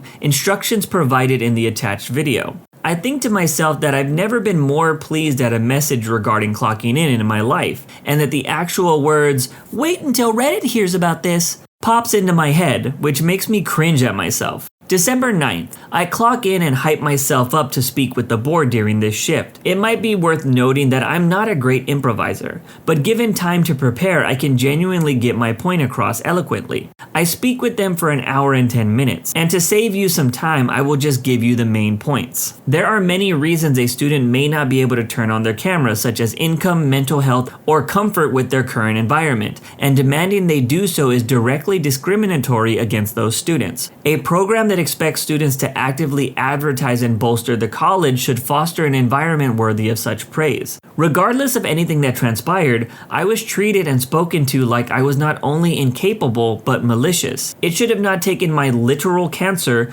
for this to be noticed and addressed on the team, as opposed to the widely known metaphorical cancer. The dean stays after to talk with me, asks how I'm feeling, how my vacation was, how our finals, basic small talk. I transition us to Mrs. M and ask how she is doing, as we haven't seen her for a little over a week now. He tells me that she's been offered an alternative position and would no longer be working in the university. Many of you predicted this already, but I was surprised I didn't really get much of an apology from anyone. Maybe they're worried that it'd be seen as accepting blame when they'd rather just amputate the infection and hope for the best. I wish I had more spiciness for all of you, but that's all I have for now. The outpouring of support has been lovely. Thank you for the warm wishes and tales of sweet revenge you've all been flooding me with. May we all live to see the end of cancer and toxic bosses. But let me know, am I the jerk? Bro, this was terrible and awesome at the same time. Like, I think anyone with medical issues, whether that is physical or mental, shouldn't have to go through these links to be heard. But at the same time, I'm glad this OP had the courage to stand up for themselves in this situation. But it is sad that something like this usually needs to happen to bring about change in business or a school setting. And the change usually only happens because the place is scared of getting sued. Either way, I'm glad Miss M got what she deserved over the holiday season. Guess her employees had a lot to be thankful for. I dated a guy for 4 months. We hooked up, he told me he loved me, and then disappeared. Now I think I hate men. I met this guy 7 months ago and we hit it off pretty much immediately. For the first 3 or 4 months, we've been spending a lot of our free evenings together. The hookups are great and the cuddling in his arms with a good movie or series is even better. And he almost always falls asleep in my lap before the movie is finished. That is one of my favorite moments, looking at his face and curling his hair around my finger. 2 Fridays ago, I made dinner and he brought wine. He fell asleep to what we do in the shadows. He woke up later and we had the most amazing hookup I've ever had. Then he said, "God, I love you." I just bursted into tears. I know, silly. And I said I love him too. When I later cuddled him, he said it again and so did I. He left the day after and I haven't heard from him since. So what the hell? I tried to call and text him several times the following 2 days. Nothing. I know people say all kinds of things when they're hooking up, but seriously? Not the tiniest explanation? Just like falling asleep and never seeing the end of any movie, he just left without seeing the end. So he texted me almost after 2 weeks of not hearing from him. So is this over? What the hell, he just texted me out of the blue? Today I met one of his friends who works at the movies. Let me put it this way, I planned to go to the movies to run into his friend who I knew was working this evening. I just wanted to see if he knew something. Anything, even the amount of DMs that I got from people who went through similar breakups that made me realize these things just happen, and I shouldn't wait for an explanation or proper closure. I was there with my sister and her boyfriend. When I met his friend and we exchanged pleasantries, the friend asked me who I was with and if Dennis was working and couldn't come. I told him that I don't know what Dennis did because we broke up. He was very surprised and said, "Oh really? When did this happen?" And how bad he felt because we seemed happy. This is one of his best friends and I know Dennis talks to him daily. His surprised expression told me he didn't know more than I did, so I dropped it.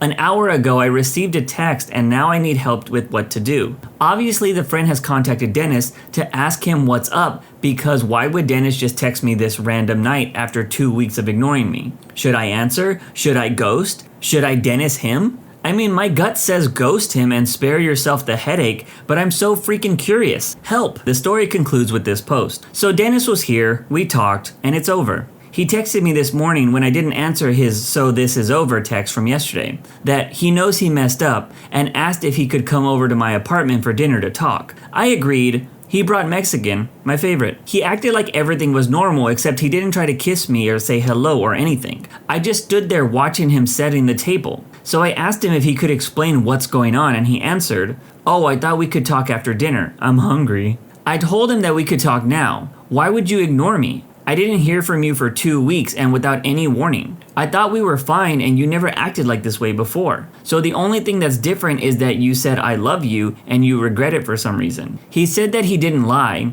He says that he has these feelings for some time now, but he wasn't ready to say it yet. So he freaked out. He felt out of control and that things were going way faster than he planned. He realized this wasn't going the way he planned when he turned down a dream job in another city because he knew I wouldn't be able to move with him. And that made him resent his feelings. When he blabbered "I love you," it made it fact and he freaked out. He asked me to give him some time and space, but he was sorry for ignoring me on purpose. He was just scared. I told him that he's a grown man and the way he handled his feelings sucked because they were hurtful. I'm not sure if I could start a relationship with him because he resents me for not getting his dream job and me not trusting that he just wouldn't vanish again. He said to give him another chance or at least not cut him off completely, but I don't think it'll work. That's just not a good start. Later, I talked to my best friend. I cried and we talked crap about men. I told her yesterday that it was over between us and she did some digging. Apparently, he ended it with his ex because he had commitment issues and she wanted marriage and kids. Also, she found out some stuff from his past. I know his parents were divorced,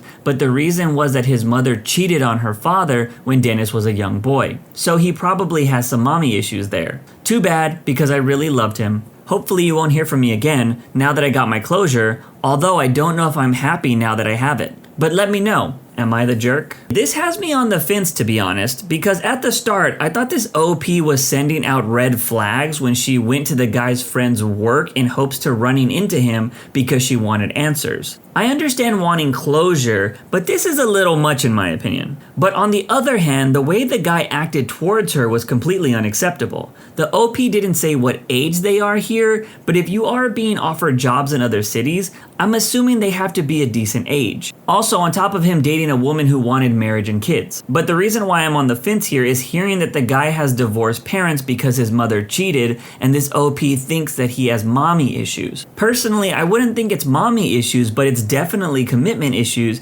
because he probably has it in his mind that people who get married or are in relationships always end up hurting each other like his parents did. So he probably wants to avoid that at all costs, but by doing that, he comes off as a complete jerk. I don't know, I just think these are definitely two people that shouldn't be together, and it seems like it's gonna end up that way. I requested vacation, but my job keeps asking me to come in and I don't know how to stand up for myself. Man, I am the most terrible pushover when it comes to working. Can you work a double? Yes. Will you stay an extra hour? Yes. Can you cover this person? Yes. Will you open and double? Yes. I say yes to everything, and you have to understand that up until this point, it hasn't bothered me. I have no friends to hang with, no extracurriculars, school, hobbies. It's just work, eat, and sleep. It's a sad life, but following my breakup with my ex-boyfriend, I decided to balance a little better. I've said no a couple of times to do doubles and or covering shifts. It's great. I do a load of laundry now and then, but the guilt is still there. Now, over a month ago, I blocked off the 4th through the 8th because my parents are away and I'm the only one who can take care of their medicated and grouchy pets. I've never booked off this many days in a row, not since I started working at my restaurant a year ago. I was very excited to have these days off. We were severely understaffed, so that meant that I'd been working 4 to 5 doubles a week, covering for others and sometimes staying from 10 to until midnight. I thought I earned it, especially after other servers were granted 2 to 3 weeks of vacation off themselves. Not that this was a vacation, I needed this time off. My time off was approved. After 3 weeks of sitting on the schedule requested, I immediately receive a text. Can you close Sunday? I can work something out, that's fine, because everyone else is overworked. Great. Can you work 4:30 on Saturday? Oh, can anyone else work it? No? Then I guess, but I'm leaving after 3 hours. Actually, can you open and work at 4:30? I need you to open Friday too. I haven't given a straight answer to their plethora of questions, but my manager is pissing me off at this point. I believe she's under the impression that I agreed though. Please be patient with me, as I'm the kind of person to keep saying yes because it will make other people's lives easier. I just don't know how to say no. I feel like telling them no to everything now, considering I had this week requested and approved over a month in advance. What should I do? Should I work these days? For the record, the only reason they need me is because everyone else feels overworked. People who work evenings don't want mornings and vice versa. It just sickens me because I'm the first to say yes to everyone and be a team player, but not a single person will allow me to be a me player. What do I do? Is it that easy to just say no? That's the end of the original post, but it did have a good comment that I wanted to share that the OP actually responded to. You mentioned everyone feels overworked, people who work evenings don't want to work mornings and vice versa. Are you not part of this everyone? Because I think you too are also overworked. If you're so gosh darn valuable, why aren't you a lead server? Why haven't you been given a raise or approached to the possibility of management? Why keep you at the current level you're at? You requested a month off in advance. They should have planned a month ago to cover your shifts a month later. That's how good business management works. I legit left a job once when they wouldn't even approve days off a month in advance, but only 5 months in advance. Their reason? We're understaffed. Okay, hire more people. Why do your coworkers get more days off than you? Why can't they commit to their original shifts? Why haven't they been penalized for multiple call-ins or fired? Seems like they see you as an easy mark because you always take their shifts. Management is happy because they have workers, and your workers are happy because they aren't fired, all at your expense. Think about that. These people are the same people who can't even allow you to take your approved time off. The same workers who call off expecting you to bail them out, because you always do. Why shouldn't they? You got their back. Like others have stated, don't take any shifts during your approved time off. Probably use this time to apply for a new job too. The OP responds with, I was made a shift leader a few weeks ago. Perks, an additional 19 cents an hour, which I started getting paid for after management leaves. Before then, I was paid as a server. A couple extra tips and a free meal, which I'm always too busy to eat. To be honest, I put too much blood, sweat, and tears into this place. I've been thinking about putting my notice in, maybe longer than 2 weeks, just because the understaffing has been going on for months. I am overworked, tired, and underappreciated, and underpaid. I am definitely inspired to go talk to my management tomorrow about it. My problem is that I care too much about being reliable, but I think I've proven thus far that treatment is simply unfair. But let me know, what would you do in this situation? Okay, out of all the jobs I've done before, being a server is one that I've never wanted to try out. I've never wanted to work in the food industry because I know that is where people probably complain the most and you get paid like garbage. Also, I never wanted to know the behind the scenes of what happens in the kitchen, if you catch my drift. I actually like to eat out at some places. But I will say, it doesn't matter the job. If you become the person that they always call in, you need to learn to say no from time to time because they will definitely start using you. This happened all the time at my old job. I was even this person for a couple of years. It gets tiring after a while. So if you're somebody that always says yes, learn to say no. Male Karen and baby mama demand I refund their game. I tell them to come get these hands. This happened a few years back, so I'll include some context because it's kind of an annoying story. A few years ago, I worked for a game retailer, and my district manager took leave in November, right before the busiest time of year. My old manager, who trained me, was being placed in that role temporarily. At the time, he was in the process of training a woman who was going to be the store manager. Once his entire store found out he was going to be a temp, and the new woman was going to run the store, they all gave their notice. Me being the person I am, I half joked that I could run his store. It was the busiest in the district next to a mall. Come to find out, they suggested this to the regional manager, and that's what happened. My assistant became a temp store manager, and I got transferred temporarily as well. Since I was now running this store, the entire staff receded their notice. I had visited my old manager a lot, dropping off supplies, picking up supplies, etc. Everyone pretty much knew me already, so it wasn't so much of an issue taking over. I assured everyone I would do my best to accommodate time off, requests, availability, and I was way less strict than their manager who was now temporarily the district manager. So on to the annoying customer. I will say my store and this store were about an hour and 20 minutes apart, so the cultural difference is immense, to say the least. When my old manager was training the woman who was going to take over, she broke a cardinal rule: never run a credit card manually. Well, she refunded this guest manually, and the money didn't go back in their card like it should have. The customer calls me and tells me what happened, and I already knew about it because I was shown the receipt and asked, jokingly, what was wrong with it. Cool, now I get to deal with it. I told them that I would look into it and get back to him, took his name and number, etc. I then called customer service to try to get some answers. That company that I worked for has terrible customer service lines and even worse helplines. Anyway, I was on the phone for about an hour trying to figure this out. I forgot the outcome, but I told the guy to wait 10 more days and let me know if it doesn't come back. He gets all pissy but says okay. 10 days later and no money back. Cool, I spend another 90 minutes on hold. I finally called the guy and said that I was told that he needs to contact his bank and ask specific questions. He fought with me again. This time he got all rude and personal, and then he hung up and called our customer service himself. He calls back 45 minutes later and tells me that customer service told him that I lied and I never did anything that I said I did. He ends up calling me a lazy bee, and at that point I had had enough. I started to get snarky because screw this guy. As I'm being yelled at, the district manager calls and I have them both on speaker. He asked me what it was about and I said, remember those guests I was telling you about? That's them. He said, what the freak? Just hang up. So I did. I had maybe a 15-minute conversation with that manager, and while we were talking, the a-hole guest calls me back and I tell my employee to leave them on hold until I'm ready. And I did just that. I left them on hold for another 10 minutes because I didn't want or need to be yelled at or even talked down to again. Once I finally pick up, I get a rude, hello? Sorry about that, the call must have dropped. What were you saying again? I hear a woman start talking and she grabs the phone. She goes off on me about the whole thing and I literally laughed at her. I'm sorry you feel that way, but I did what I could. I'm being told to wait and that's all I can do.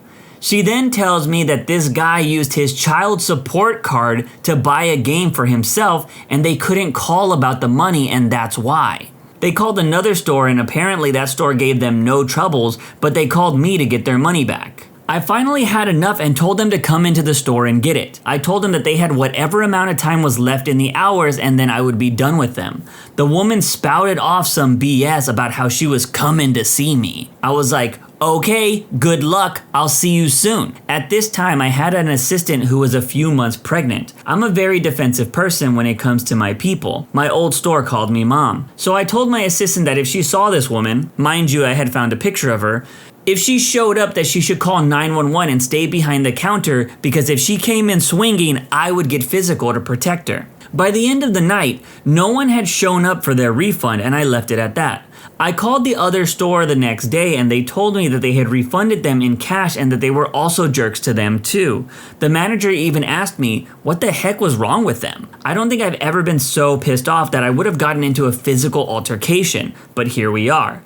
I have his name and number somewhere with his address. He may or may not have gotten a random potato saying that you're a jerk, but no one will ever know the truth about that. The OP did have an edit to the story. I guess it wasn't clear that the customer in question was extremely rude and blamed me for everything that was happening with the situation from A to Z. When you're a store manager in a corporate company, there is only so much that you can do at store level.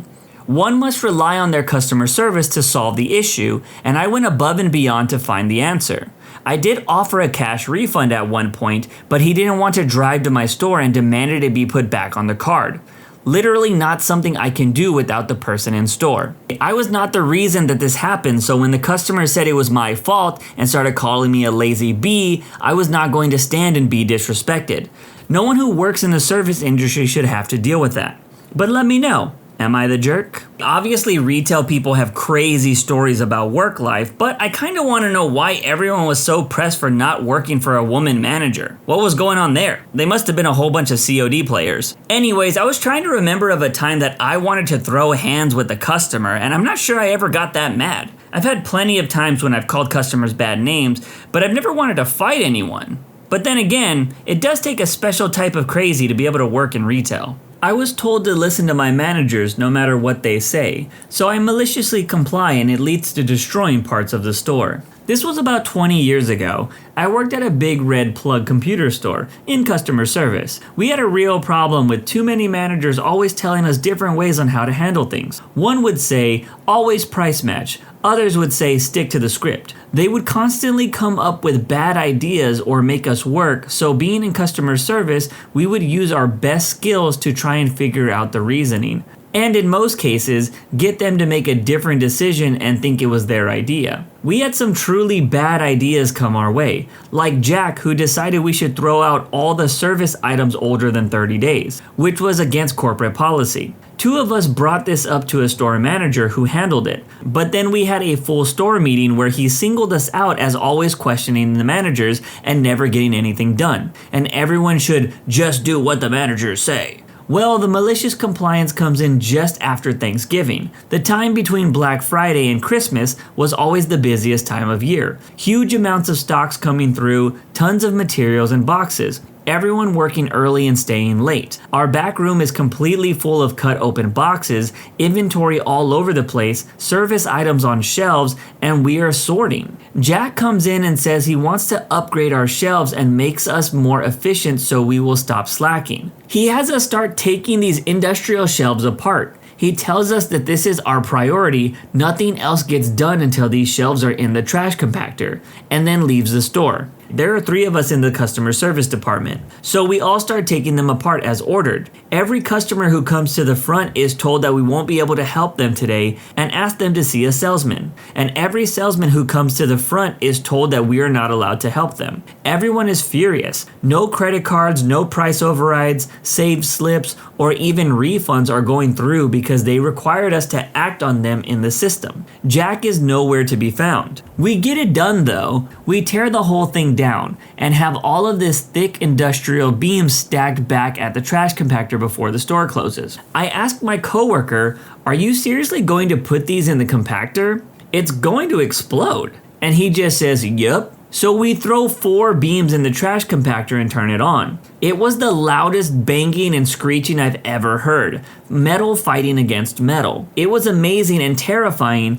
but we stepped way back. Then it screamed and shut down, and we couldn't get it open or even move again. The beams are stuck straight out in the front, and it's well past our scheduled time, so we just walk away and clock out. I honestly thought we were going to get fired over it, but instead the store manager, who enabled this in the first place, brought us in and asked us what the hell we were thinking. And we were just explaining that Jack gave us the orders, told us not to help anyone else, to get it done, and then disappeared. We did exactly what Jack told us, so clearly in front of the entire store, we just did what we were told to do. He told us to go back to the service area and figure out how to handle the stock since there weren't any storages or sorting areas anymore. And we never saw Jack again. It did cause us some pain though. We got yelled at by customers, the sales associates were unhappy with us for a long time. It took the entire month of the busiest season to get the compactor fixed, and we were stuck sorting the service and floor stock with tape and paper receipts until the new shelvings could be put in. But for some reason it felt good at the same time to do just what we were told and let them suffer too.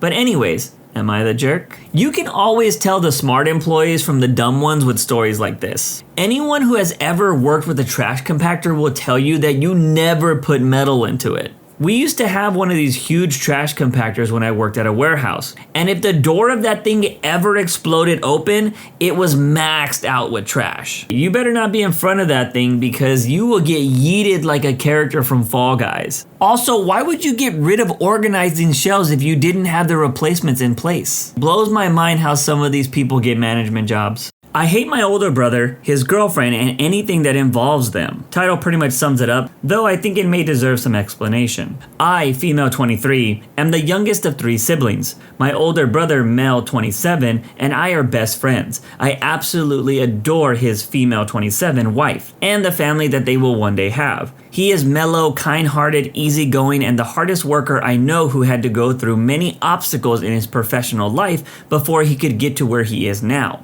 To say I am proud of him is an understatement. We often call and video chat each other, catch up on each other's lives, and I exchange recipes with my sister-in-law. Both of us value family, working hard, and most of all, gratitude. Then there's the oldest child, my oldest brother, male, 28, who still lives at home with my folks. He has a full-time job, hybrid, but still lives rent-free. His girlfriend, female 29, is the same way. They have no plans that any of us are aware of on getting married, and my oldest brother has said numerous times that he does not want children and that they are a waste of time and space. He is perhaps the most bitter person I know. He hates children, animals, festivals, parades, you name it, and his former travels that he was able to take for free with his rich friends. Another group of horrible people. I wish he would just move to one of these countries he's so obsessed with, do us all the favor and stop mooching off all of us. My parents give him a rent-free home, benefit of the doubt, for his crappy attitude and even often pay for most of his other expenses. His girlfriend is kind at heart, very thick-skinned and patient, sometimes very much needed with my brother. But she isn't as deep as she tends to talk, and she likes to dress like a child and has childlike tendencies, but chooses to be with a man who can't even stand the sight Baby Depot. And she still lives at home with her folks. She has a decent job, can very well afford to move out, and refuses to rent at this point in her life. But she is still somehow waiting for my brother to grow up, without realizing she has to do the same. She also doles out the benefit of the doubt, and is overall an enabler of his awful attitude and his stuck-up I'm the best mindset. I cannot even look him in the eye. I absolutely hate visiting when they are both there. I moved closer to the city while my folks and my brother remain closer to the coast. Every time I visit, mind you, I believe family time should be cherished and I am quite close to my parents, I dread the never-ending questions about everything I will be receiving from his girlfriend. It is like a full-on interview from dating life to work to even prying into my friend's business. On top of that, having to hear from both of them, mainly my brother, on why he is the best and why everyone else is stupid. All completely unpunished and brushed off. I think we are all just tired of him, and my parents do not want to kick their own son out, and he has been enabled by everyone in his whole life, and it stops at his younger sister. I plan on moving even further away, pursuing my master's degree and eventually settling settling down and raising boys who do not turn into bitter, nasty men like him. Maybe it sounds like I'm being a bee and just complaining, but this does not even do justice of history of the individual things he has said to me. Anything I've ever done was wrong. What I choose to study, where I choose to live, work, my startup business, all the way down to the music I listen to was considered wrong and stupid. The latter was a term I was often referred as. Anyways, I did not mean to sound like a whiny brat, but after 23 years, it's finally my turn, just this once. The OP did have an edit to this story. To clarify, it's not an issue to live at home with family and do other things that you may enjoy, but to make constant excuses and do nothing about it even when you say you will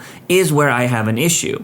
If you're gonna talk, you better walk. But let me know, am I the jerk? I must say, this oldest sibling does sound pretty douchey. I mean, there's nothing against living at home with your parents, especially with housing costs nowadays, but to do so without helping them out at all? Now that's pretty terrible. I don't have best friend relationships with my siblings, but we do care about each other, and we don't put each other down at all. We're very supportive of each other. But it wasn't always like that. When my sister was born, I got really bad middle child syndrome and hated her for a while. Something she's brought up before and clearly remembers. As for my bro, we butted heads a lot, and I never took kindly to being told what to do when we got older. Surprisingly enough, we got a lot closer once he moved out and went to college. My brother-in-law hurts my sister, so I put him in the hospital. To give this some context, I'll try to explain in detail. I have one sister and two brothers. I am the youngest of all my siblings. My sister has been married for 5 years and has a 5-year-old with her husband. I have never been close with any of my siblings. We don't really get along at all.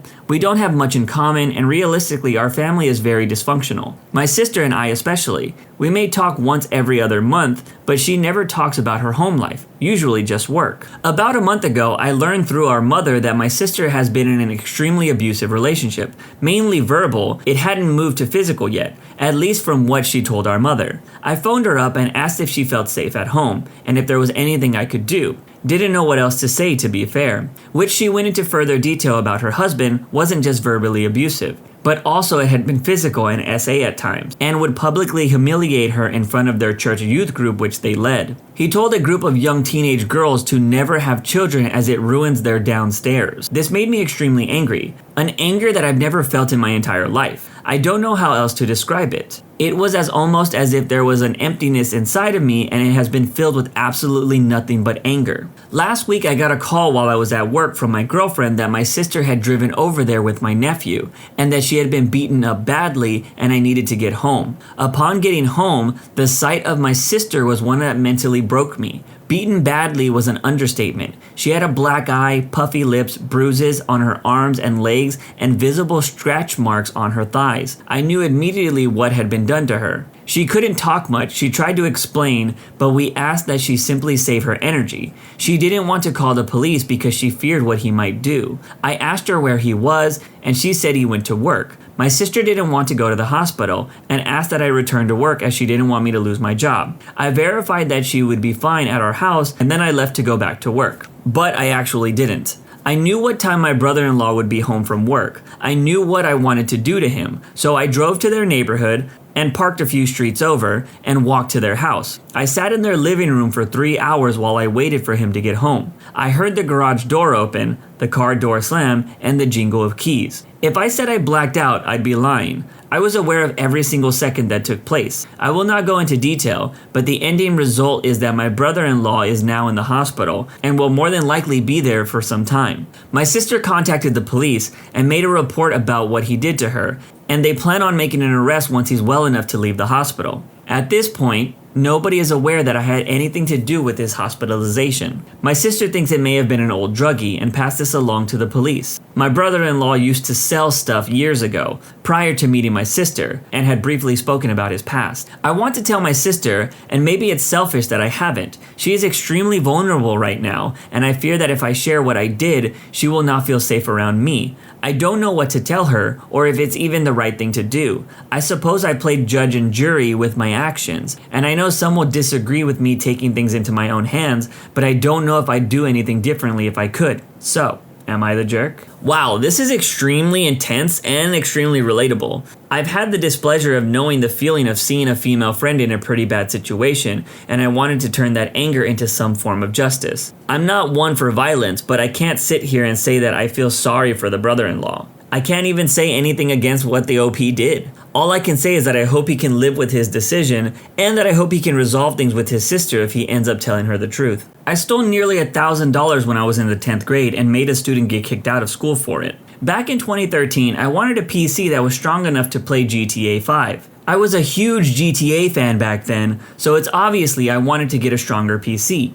But I have no money and my parents wouldn't buy me one. Then I had a thought. My classroom was another classroom away from the bathroom, so whenever the other class has gym, I would sneak into their classroom and search their bags of the students for money. My classroom was another classroom away from the bathroom, so whenever the other class has gym, I would sneak into their classroom and search the bags of the students for money that they brought for snacks when the day ends. Of course, I would have to ask the teacher to go to the bathroom to avoid suspicion. At the very first day of attempting the plan, I stole about $10. I kept doing this for months and I gathered around almost $1,000. I didn't exactly remember how much it was because I bought a new PC like I've said before. But I was very conscious of my repetitive bathroom breaks, so I only did it once every 2 weeks or so, whenever the school schedule changed. One time I found an envelope on the teacher's table. I obviously stole it, but didn't open it in case something bad happened. I was so nervous that day because I know the only large amount of money would be kept inside an envelope. That envelope was the compensation money for another student. I also heard that there was some kid that kicked a soccer ball too hard that broke the classroom window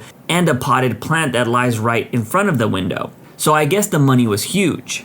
On the next day, my homeroom teacher talked about the missing envelope in the classroom. I was sweating when she mentioned it and it turned out to be okay, at least for me. So the same day I stole the envelope, there was another kid going back to her classroom right after I went back to my classroom. So she might have suspected me. I didn't know for sure if this belonged to her, but I thought she might have lost her envelope, which she had to give to the teacher. So that same day, I snuck into the classroom afterwards. The homeroom teacher of that class decided to check her bag and immediately found the envelope. I didn't know about that until several days later, but one of my friends told me that due to stealing the teacher's envelope, she was expelled. This has been in my head for over 8 years, and it was a relief to say it all here, but let me know, am I the jerk? 100% you are, my guy, no questions asked. I mean, I would love to hear the stories of a kid that got wrongfully expelled from school and see how that affected their life in any way. It could easily earn them a reputation at their new school, and it could cause distrust from their parents. So many possibilities here, but the OP was in fact a jerk. I went to the worst funeral ever. Someone actually tried to climb into the casket. So I, female 25, have a friend, male 24, who I've known since high school. We are extremely close, and he has been a little brother for me as long as I can remember. We both got bullied in high school and mainly hung out with each other. We tell each other everything. I know his family, he knows mine, all that good stuff. Well, his mom unfortunately had a heart attack about 2 weeks ago. She was taken to the hospital where they were trying to save her. Along with a few other people, my brother called me in a panic to come and be with her and pray. He was understandably a mess from the very start, crying uncontrollably and frantically asking doctors to try this and that. Unfortunately, she ended up passing away. Little brother was devastated. Anyone would be, but trust me when I say that this dude could not take it. The second she flatlined, he was lying there on the ground screaming and crying. People immediately started trying to calm him down, but it was only getting worse and he absolutely refused to believe she was gone. He was so distressed that he literally had to be sedated and had to stay in the hospital for a day or two. The next few days he cried a lot, vented a lot, all the usual grief stuff. Me and many other people were there for them. He ended up getting hospitalized again because his chest hurt so much from being so sad. Fast forward to today, the day of the funeral. Oh my God. It was a disaster. It was an open casket, so just like most open caskets, people stood by to look at her and pay their respects before sitting down. My very heartbroken little brother did a lot more than just that. For a solid 10 minutes, he was on his knees sobbing about how she was so beautiful, she loved him so much, etc. I felt bad for him, as did everyone else. But more and more people showed up and he was holding up everyone who wanted to pay their respects. I walked over to him and said, "Hey, it's alright, let's go sit down so we can let everyone else see her, okay?" He stood up and told his mom that he loved her, and gave her a kiss on the cheek. He started crying all over again though, and we were right back to where we started. I had to hold him upright while we walked to our seats, otherwise, he would have went straight back. We get to our seats and he's obviously still a mess. He's hyperventilating, yelling about how she's gone and will never come back. People were staring, and if I'm being honest, it was a little embarrassing. I just told him to take deep breaths and it'll be alright. I am not good whatsoever with comforting people in person, but trust, I was trying my best here. We just sat and held hands until the service started. Finally, the funeral starts. Things aren't getting any better. We were about 3 seconds in when the priest said something like, "She was taken from us far too soon." Without any hesitation, little bro screams to him, "True! That's true! Way too soon!" Everyone looks at each other like this is gonna be a hell of a ride. And yup, they were right. Priest says that she seemed like a lovely woman, to which yet again brother screams, "Yes, she was!" There's people literally giggling at this point. It wasn't funny, I think it just felt really awkward. Even the priest looks done. He told everyone, "Let's refrain from shouting out during the funeral, please. Let's all have some respect," which luckily stopped him from the rest of the speech. The priest part was over and it was time for whoever wanted to give a speech to do so. As you can expect, little brother was first. It took him 2 minutes to compose himself enough to talk. Once again, people were looking at each other wondering if he was ever going to get up there. He finally did, and did surprisingly decent. Just talked about how she was a good person and how he loved her. During their speech, someone was on their phone and he paused to yell at them for being inconsiderate, but overall it was fine, until the end. He wanted to look at his mom one more time, which was fine, until he thought it was a good idea to try and hug her in the casket. Obviously, that's something you're not supposed to do. Of course, I was the one who had to go back and get him. We sat back down and he started crying again, but it was whatever at this point. A few other people went up to give speeches. Brother was not respectful at all. Got openly mad at someone whose speech wasn't long enough for his standards. People who told stories were constantly interrupted with, "Oh my god, I remember that!" Or, "Yeah, I was there." It was so embarrassing at that point. At 24, he should know better and know that that's disrespectful. The time came for the actual burial, which didn't start off much better. He was yelling about how he wasn't gonna let them bury her and he wanted to see her forever. Even other people were telling him that he was making a scene and that he was embarrassing himself, which went as well as you could expect. He got into heated arguments with several people, cussing them out and saying that he didn't love them. A bunch of embarrassing childish stuff. I told him to let them bury the casket. He started yelling at me. Eventually, some family members were able to get him to calm down and they started getting ready to bury her. And what happened next is something I just couldn't believe. He announced that he wanted to look at his mom one more time. He was ignored at first, but eventually yelled enough that they opened the casket for him. And oh my god, he lost his mind. Started sobbing uncontrollably. Then what I'm about to say 100% happened. He tried to climb into her casket. Everyone had to pull him off and he was taken home after that. I left too because honestly the whole thing was a poop show from the start and I couldn't watch it anymore. It's been a few hours since the whole thing and I still can't believe what happened. If I had known it was gonna be like that, I wouldn't have even gone. This is the craziest I've ever seen my bro, and trust me, he's a character. I really hope he gets some sort of therapy to handle this grief. As crazy as this was, he's very obviously distraught and not in his right mind. But needless to say, this was one hell of a funeral. Don't think anyone's gonna forget about it for a while. Sorry bro, but let me know, what would you have done in this situation? Bro, this whole story sounds like something out of a movie. I've only ever dealt with one major death in my life, excluding pets of course, and it was the death of my grandfather. He passed away while we were all surrounding his hospital bed. That too kind of felt like it was from a movie because we were all laughing and telling happy stories about him, and then he just passed. I've always tried to be the strong person in the family. I didn't cry the day he died,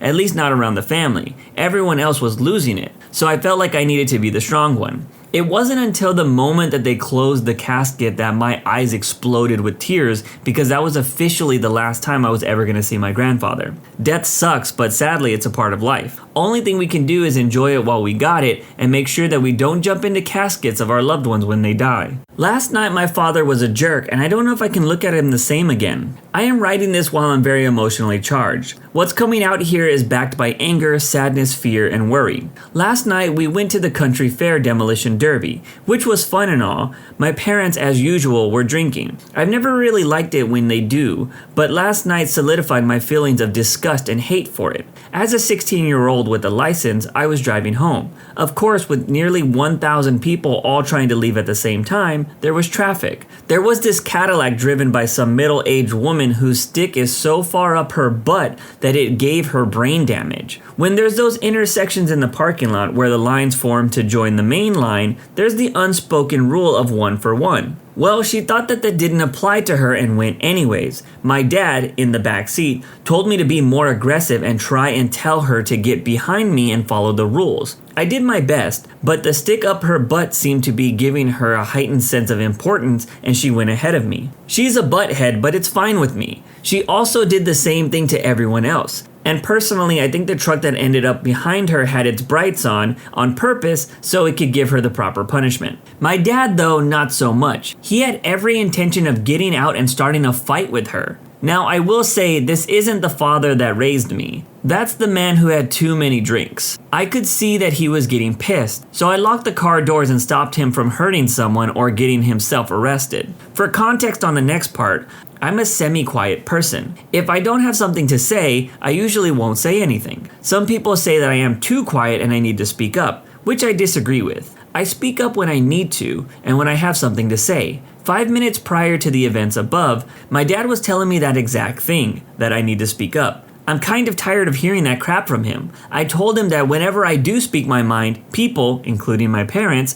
get mad at me. He told me to man up and to deal with it and not give a crap and just do it. Now, I took his advice very seriously, and while he was raising his voice at me to keep pushing towards the butthead driver and to let him out, I snapped a little. I told him that he told me to speak my mind and that he needs to stop because it's not worth it. I, when angered, tend to point at people. He gets mad and pushes it back towards me. I'm fine, he didn't hit me or anything, he just shoved my arm away. I think he did exercise some restraint, and it didn't hurt. I felt more pain from kicking my desk with my toe, but this stuff is not okay. He's pissed off at me for that, and I've decided not to unlock the doors and just ignore his wastedness the rest of the way home. My mom is in the back seat trying to talk him down from his angry state. Me and my sister just glance at each other, communicating through magic sibling eye glances. For about 15 minutes, he's telling me that I need to stop letting people walk all over me, be more assertive, and I'm proud of myself here because I have a temper and I refuse to even look back at him. The rest of the way home, silence. No one speaks to anyone.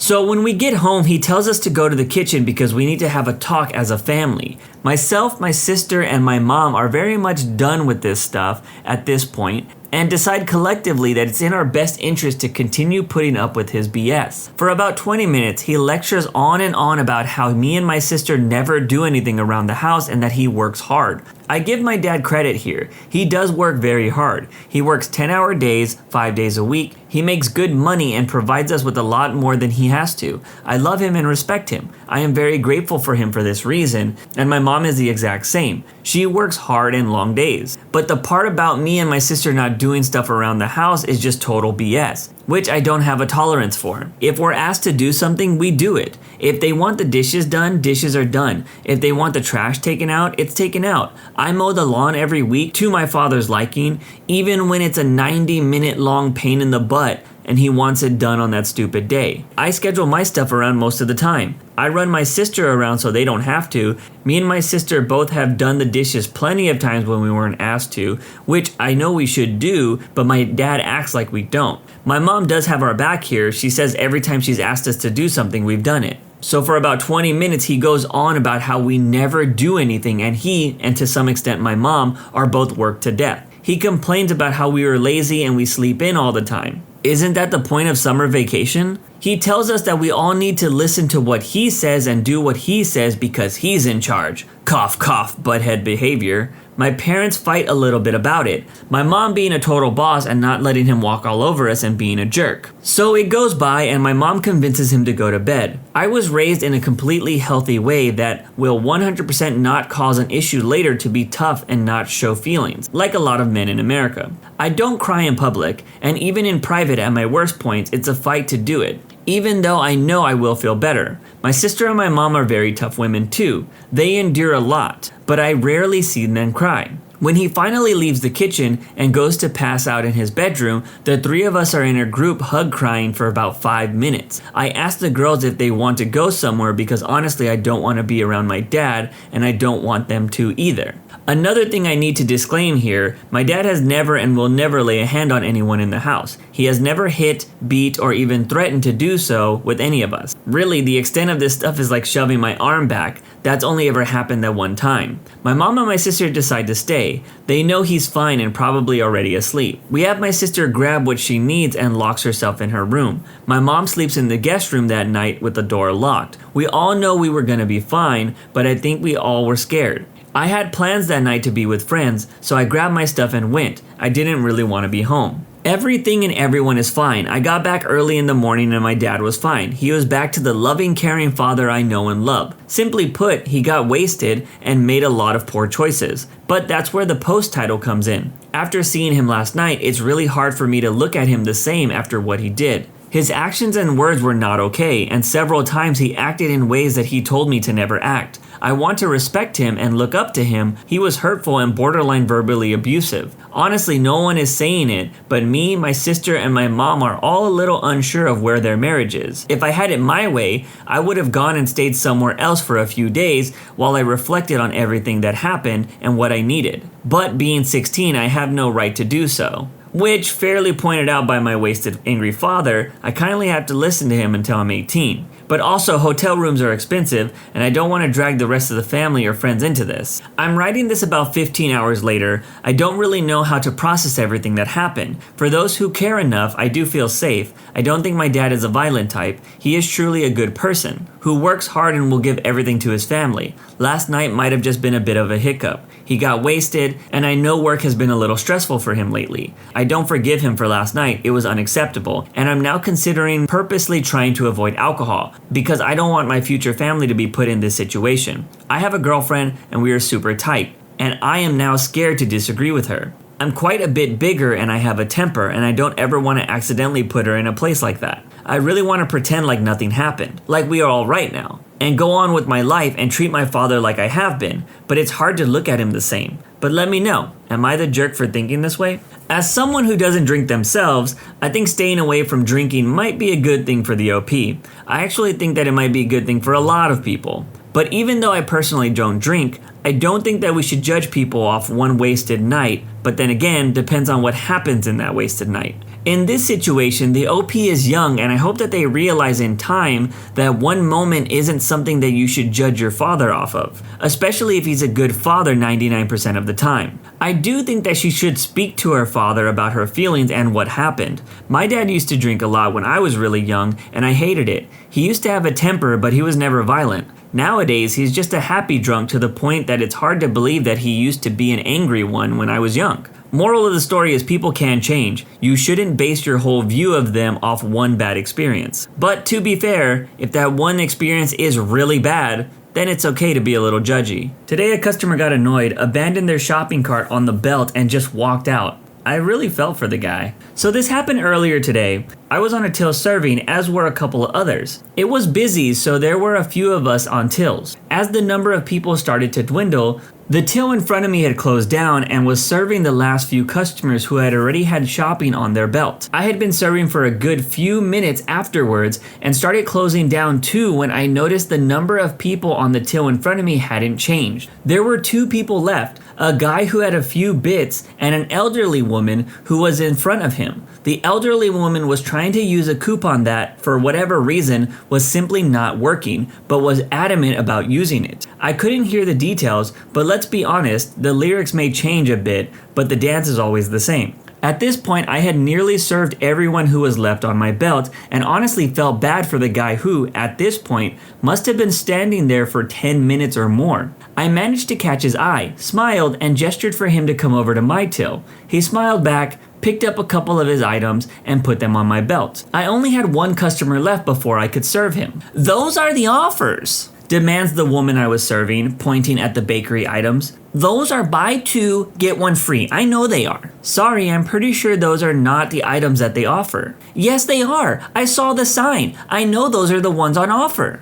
"I'll get someone to check for you." A minute passes and I'm informed that her baked goods are in fact not on offer. She doesn't say anything, so that'll be, "What about those? I know there's an offer for them." She's now pointing at some other food items. "Get someone to check them too. I know they're on offer." I'm only partway through asking someone to now check for another offer when the guy who I had beckoned across mutters something under his breath and just promptly walks out the store, leaving his shopping behind. As he left, I saw the elderly woman still at the till in front of me, now with the manager there too. Even though I knew I was going to have to put his shopping back, I honestly felt for the guy. Oh, and in case anyone was wondering, none of the items the lady had brought to my till were on offer. But let me know, what would you have done in this situation? Man, stories like this give me flashbacks to my battles during my time as a cashier.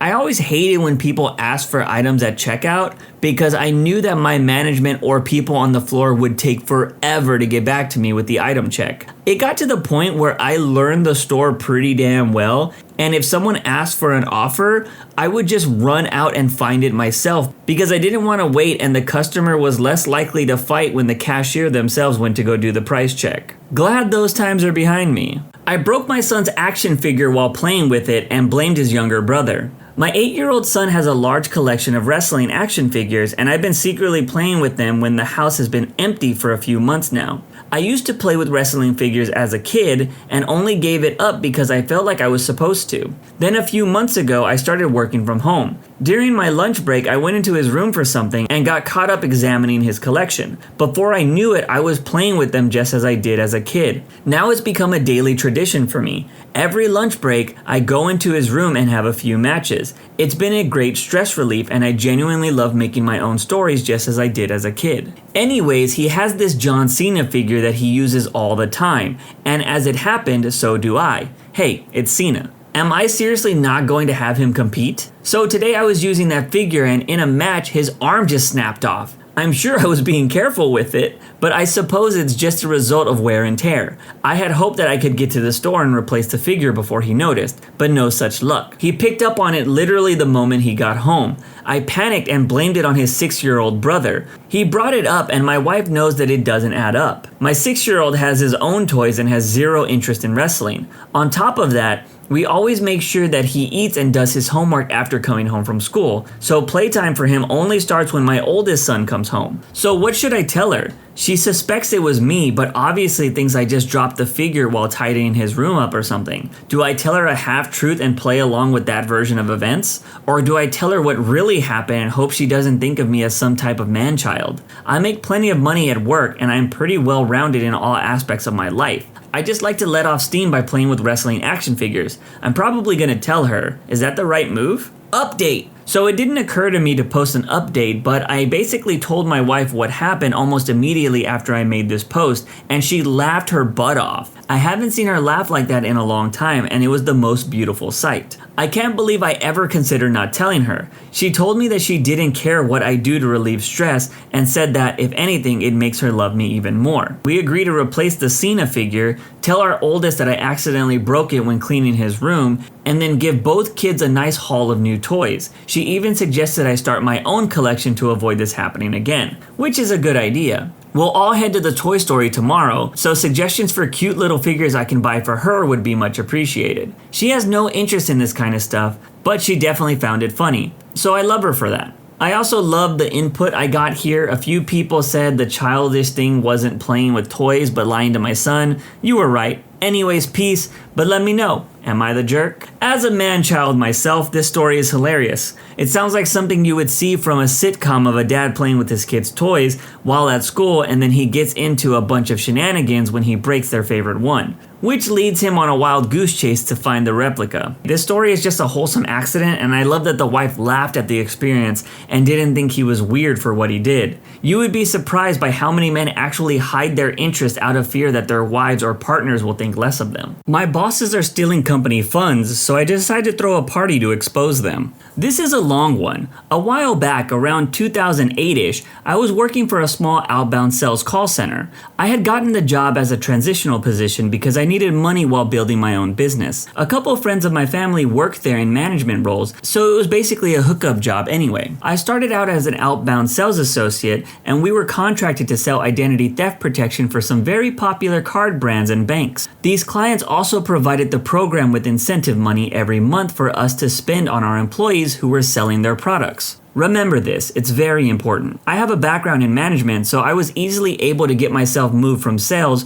to team lead to program manager to operations manager in the span of 8 months. By the time I made it to operation manager, we had opened another call center close by, and I was informed that this center would be shutting down, and we would all be moving to another program at a new call center when our contract was up. This was followed by a conference call with clients and senior management. It was also on this call I learned that the incentive money for the program even existed. Later I found out why. The previous manager had hidden this fact from me because they were in fact pocketing a large portion of this money. I learned that day that we were given $10,000 a month just for incentives, and there was only about $2.5K that was actually going to employees for pre-sale cash incentives. I was heated to say the least at this point. Cue malicious compliance. When everyone else in the building had moved over to the new place, it left only myself, my team, one IT guy left in our building, which they planned to only keep for 2 months max. So I went to the branch manager, we'll call him Corporate Bob, and I got the credit card for the program. He hassles me about what I'm going to buy, and I tell him just a few prizes for the employees' incentives this month, to which he begrudgingly agrees and says something about receipts. Okay, Bob. I then proceed to tell my team leads to decorate the center in some circus-themed crap that we found in the closet for the next day. The following day was the beginning of the new call cycle, which meant new money for incentives. I started a month-long campaign with our sales team, and we got a bunch of fake toy dollar bills. Every time they made a sale that month, not only did they get their regular commission and whatever bonus we were going to give them, they also got these fake dollar bills that they didn't know what they were for, just that they needed to hold on to them until the end of the month. At the end of every week that month, we had carnival food of some type brought in. I'm talking funnel cakes, those super long corn dogs, jumbo turkey legs, etc. Now, this whole time, Bob has been on my butt about the card and those receipts, but only via text, not email, which is required by the company for all business correspondence. This was odd, because this was literally the only text that I ever got from him. But I kept delaying and delaying. I then sent an email out to everyone in management in those other buildings to come over to our building on the last day of the month for a lunchtime special event. They all showed up, sans a couple of program managers, but all the upper brass were there. Let's rewind back to my shopping. Once I found out we were getting $10,000 every month and we only spent $2.5K of that, I went to Walmart, Best Buy, Conn's, Culebras, and more. I bought TVs, Blu-ray players, video game consoles, camping gear, barbecue grills, stereos, board games,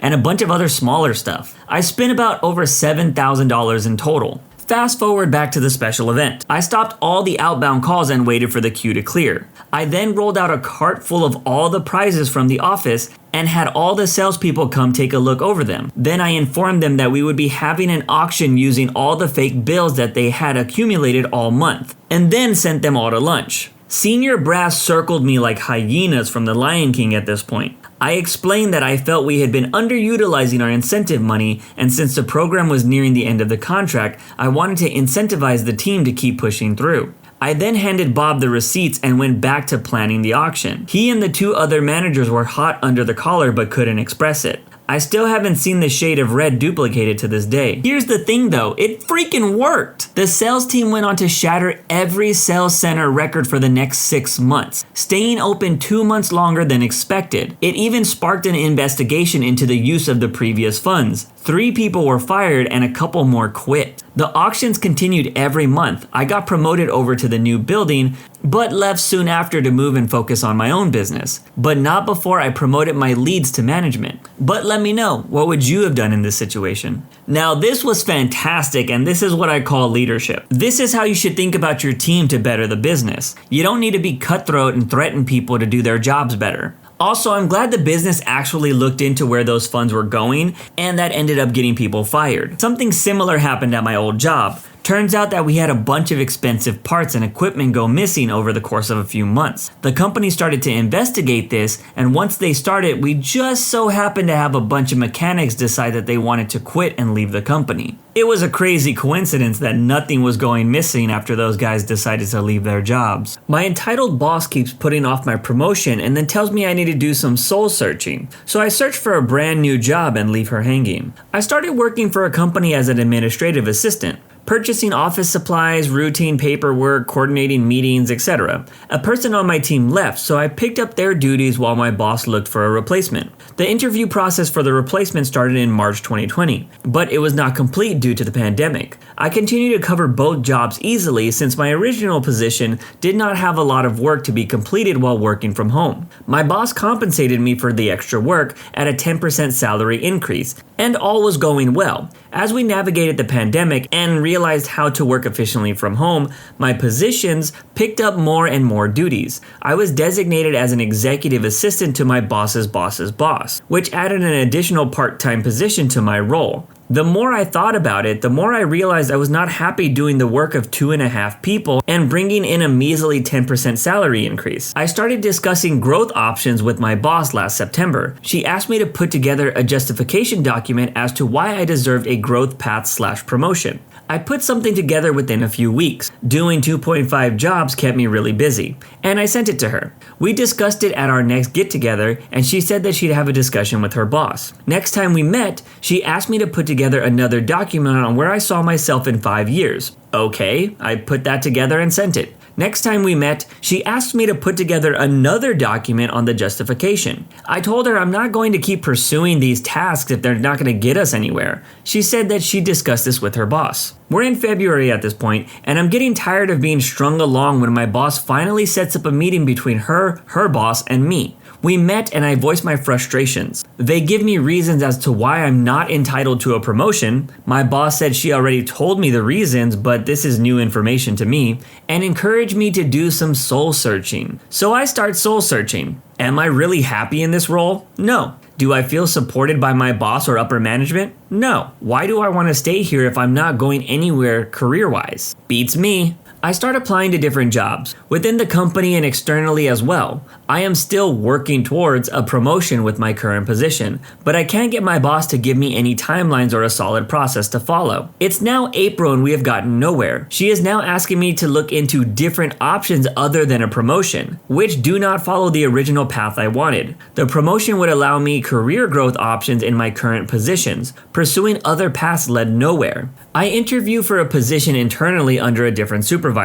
While I waited to hear back on that interview, I have concluded that I am no longer interested in the promotion. It was now May and we were still at square one. My boss sets up a meeting with HR to discuss what needs to be done for a promotion, which I feel like should have been done in September when we started this whole process. My boss made a comment that she never knew the process fully and wants to follow all the rules. Great, we've been wasting time for the last 9 months. Fantastic. Finally, some good news for me. I got the job. As soon as I knew I had the job, I told my supervisor I was resigning. She was dumbfounded. She made comments about how we could have moved past the problems we faced. We were working towards a promotion, blah, blah, blah. I don't care. Everybody who interacted with my supervisor during my 2 weeks notice said she was grouchy and didn't want to talk about my departure. She now had to figure out how to complete She now had to figure out how to complete the duties of 2.5 people while finding my replacement. I started my new job, and due to when I started working in the morning and when my new supervisor started working on the morning, I had some extra time. I was going to finish up some things. My new boss was super accommodating with that plan, and my old boss took away the access I needed. I gave her a detailed list of what I was unable to complete, and she granted me the access I needed to complete those tasks. Too late, I was already knee-deep in introductory meetings and no longer had time to assist. It had been 3 weeks now and I couldn't be happier. My old boss and team are falling apart due to my boss being unable to lead a team. An awesome new hire who had been there for about 2 or 3 months working under my old boss is already looking for a new job due to being bait and switched. I know more of the people who are fed up with leadership in my old team beyond my boss who are also looking for new jobs. But let me know, what would you have done in this situation? This is what I hate about corporate work environments. It doesn't matter how good you are at your job, they will always find a way to keep you down if they don't like you enough. The favorite employees will always get the rules broken for them if need be. I remember at my old job we had this really good worker, we'll call him Melvin. Melvin did everything you would want from an employee, showed up early, followed all the rules, and he even snitched on the bad actors if you like that kind of thing. But Melvin did have one negative to him. He was annoying. He got passed over so many jobs that he would have been great for, but because people didn't want to work closely with Melvin, he stayed on my shift until he ultimately got a new job in a different state. When it comes to corporate jobs, it's better to be liked than to be skilled. You can learn skills, but once somebody doesn't like you, it's hard to come back from that. Garbage dump owner didn't believe Grandpa was dropping off residential trash, so they had to drive in summery desert weather down dung-covered dirt roads to confirm. This is about my grandfather from way back in the early 90s. He got a kick out of this story for years after it happened. One, he was very much a DIY kind of person. He would not pay for things if he had to do it himself, and by God, he was determined to do it himself. Number two, he bought this house to retire in. And even though he lived in the desert where even the winters were warm enough to walk around in short sleeves, he wanted a hot tub. Combine both of these things and he built himself a deck on the side of his house with lettuce walls for privacy, where he could have himself a nice private hot bath. This was his pride and joy. We live a good 20-minute drive from the city, so we could sit on the deck and see the lights, or lounge in the hot tub and enjoy the fragrance of the Westerian vines he grew into the lattice. Honestly, it was rather lovely. Family had a dog who liked to chew things. He ended up chewing through the base of every single wisteria. Killed a lot of them, but they were so wound into the lattice that it would have been a pain to cut it all out. Gramps had wanted to have a garden in the back corner of the yard. He built a grape arbor, planted the beds and all that jazz, but he didn't have a green thumb. He tried, don't get me wrong, but this usual determination didn't win against the desert, and eventually he gave up. On to the hot tub. Oh man, that poor thing. One day, Gramps went out to sit in it. When he got out, he forgot to turn off the heater.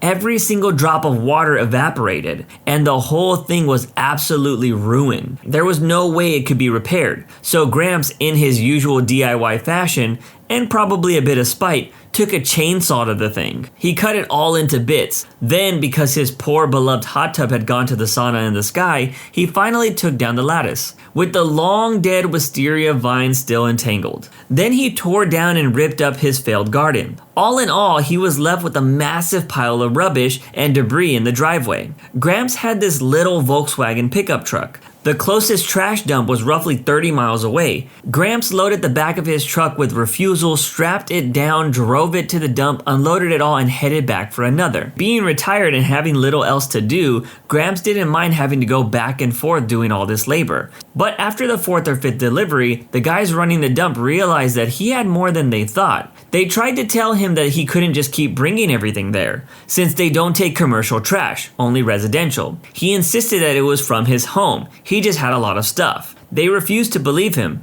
and said that if he wanted to keep using their site, he'd have to let them follow him home to confirm. Sure thing, no skin off Gramps' nose. Now, one final bit of important information. This house was in the middle of nowhere. The roads were still dirt, except for the 3 or 4 main throughways. The neighborhood is surrounded by undeveloped land, and back then there were a lot of people in the area with horses. The city would come through and grade the roads occasionally to smooth them out, but there was always developed ruts, divots, loose rocks, and generally with horse droppings everywhere. It was either late spring or early summer, so it was hot, dry, dusty, and smelly. Gramps in his sturdy little truck didn't care. He led those guys up the main road, down the dirt back roads, driving nice and slow to avoid the rocks and divots that were kicking up too much dust and manure. He made it to his house waved at the boys in the back, and carefully backed into the side gate where the massive pile of deconstruction waited. The guys parked their vehicle on the side of the fence, got out, came around the gate, and just stared. Gramps asked him if he could keep dropping off his trash. The guys looked at the pile of debris in the driveway, the nice 2-story house, the 2-car garage, and the well-manicured lawn. Yeah, that's fine, you can keep bringing the trash. After that, they left to drive down those dusty, rocky, divot-poop-covered back roads, then the 30 miles back to the dump. It took quite a few trips and several days before Gramps finally cleared all the rubbish, but on each trip, he gave those boys a very cheerful wave. But let me know, was Gramps the jerk? Yo, this story is actually kind of relatable because I often have to haul stuff to the dump every weekend. My dad owns a piece of land that he's fixing up for my parents' retirement home, and we often need to take all of the dead brush to the dump. Well, depending on who is working the front gates some days, we often get in some trouble about them believing that this is all coming from a residential area. I mean, technically, this is a residential area, we just haven't built the residence yet. They don't need to know that part. We have an open door policy. The front door is always open if you don't like it here. This happened about a decade ago when I first started looking to leave the bank that I was then working for. I felt I had hit the ceiling there, plus the commute daily to the office was a killer. So I started looking for roles in areas of my expertise closer to home, and I found one for a local medium-sized building society. I applied immediately. Coming from a Big 4 bank, I spoke bankese like the veteran I was, aced all the online skills and psychometric testing, and knocked my phone interview for 6. A few days later, I got an email invite for a final face-to-face interview with the manager who I would be reporting to, if I was hired. With the time and date booked in, I prepared some answers for questions I thought I'd get. You know, those type of questions that are like, name a time and place you went above and beyond, stuff like that. And I counted down the days. The day arrived, and about an hour before my appointment, I received an email from the manager himself. Let's call him Dave. Dave said that he was looking forward to our face-to-face and to get to know me and to get a real feel for me as a person, and to please bring a hard copy of my cover letter and resume to the meeting. Thankfully, I hadn't left home yet, so I quickly printed off a copy of each and ran out the door. I got to the head office of the building society, let the receptionist know that I was there to have an interview with Dave. About 5 minutes later, Dave appeared, all smiles, shook my hand, and ushered me into his office. After exchanging a few pleasantries, Dave asked me if I had any questions before we began. A mentor of mine at the time told me that if presented with an opportunity to ask questions in an interview, a good go-to question is, what's the work culture like here between reporting lines? Do you have an open door policy if people have questions or need help? So I asked that. Dave seemed to take a moment before responding. We have an open door policy. The door is always open if you don't like it here. Before laughing. In the moment, I kinda didn't know what to do, so I laughed as well, thinking it might have just been his sense of humor. Before I asked anything else, let alone clarifying questions, Dave asked me for my cover letter and resume. I passed them over to him and he started flicking through the pages. He then asked me questions I was expecting. Can you tell me a time you went above and beyond to achieve a goal? I gave an answer. Dave's face didn't change as he nodded and kept fiddling with my cover letter and resume. Dave then asked me another question. Give me an example of a time you had conflicting priorities from a different stakeholder. What priorities and how did you resolve the conflict? I began to answer as Dave swung his chair to his left and fed my cover letter into the shredder next to his desk, before looking back at me. I was kind of shocked. I'd never seen someone do that in an interview before, so I kind of stammered. Dave motioned with his hand for me to keep going, so I started my answer again. I got a few more words out before he fed the first page of my resume into the shredder, then again looking back at me. I stopped trying to answer the question and asked, "What are you doing? Is this some kind of test?" Dave grinned at that and replied, "I'm just trying to see how you react to being thrown a curveball. So far, it's not looking promising." I figured this guy was just screwing with me, and if this is how he treated people in an interview, he must be a huge jerk as a boss. So I decided to leave. As I stood up, I said, "Thank you for your time, Dave, but I think I'm gonna take you up on that open door policy." He looked a bit puzzled and asked, "What do you mean?" I replied, "I hear the front door is always open if I don't like it here." And then I left. A few days later, I asked my mentor what she thought of this interview. She said it sounded like he had been to some middle management corporate consultant retreat and was told that this was a good way to test people for resilience, but that it sure seemed like a BS way to her. Or he just enjoyed going on power trips. Either way, she said I did the best thing by walking out. Anyways, that's my long way to say that I maliciously complied to directions to use the front door by Dave, the jerk manager. But let me know, am I the jerk? Bruh, I would have totally got up and left that interview myself. I have had plenty of power-hungry managers, and I have either quit on them or stayed just to make their jobs worse. Also, the open door policy has actually saved my job a few times before. I've been written up for some bogus stuff before, and it kept me from getting promotions. So with the open door policy, I went to upper management and I got the issues fixed. I also used that policy to call out some huge errors I found in the company when it came to overtime and my position and pay rate. It can be a pretty great policy if you know how to use it correctly. Bill collector won't let my ex cancel their dad's account, even after repeatedly saying that he's dead. So a few years back, my ex's dad passed. He was a really good guy, all about family and making sure everybody was comfortable. My ex was taking care of canceling a lot of things after his death. There were a few of these things, but none of them stood out as much as Dyson Care. This was a small direct debit to cover a vacuum cleaner. So my ex makes a phone call to cancel it, and this was basically the conversation. Agent, we can't cancel the account without speaking to the account holder. My ex, you can't, he's dead. Well, we can't cancel the account without speaking to the account holder. You can't, he's dead. Do you want me to send you a copy of the death certificate? Well, we can't receive that here, and I can't close the account without speaking to the account holder. This is where my ex just hangs up. So my ex decides to cancel the direct debit specifically before they close the account so the bank gets notified. They write a letter to him complaining that he owes them money and will have to pay extra to continue their coverage. To which my ex responds, he can't. He's dead. You know, this isn't something I often think about because, well, I think about death enough with my anxiety. But having to deal with businesses after the death of a loved one has to be an absolute nightmare. Because they don't care about the death, they just care about their money. So it's situations like this that remind me not to worry about scamming a big business from time to time, because they are probably doing it to millions of people every day. My toxic boss ruins my mental health at work, so I ruin his life by getting him demoted.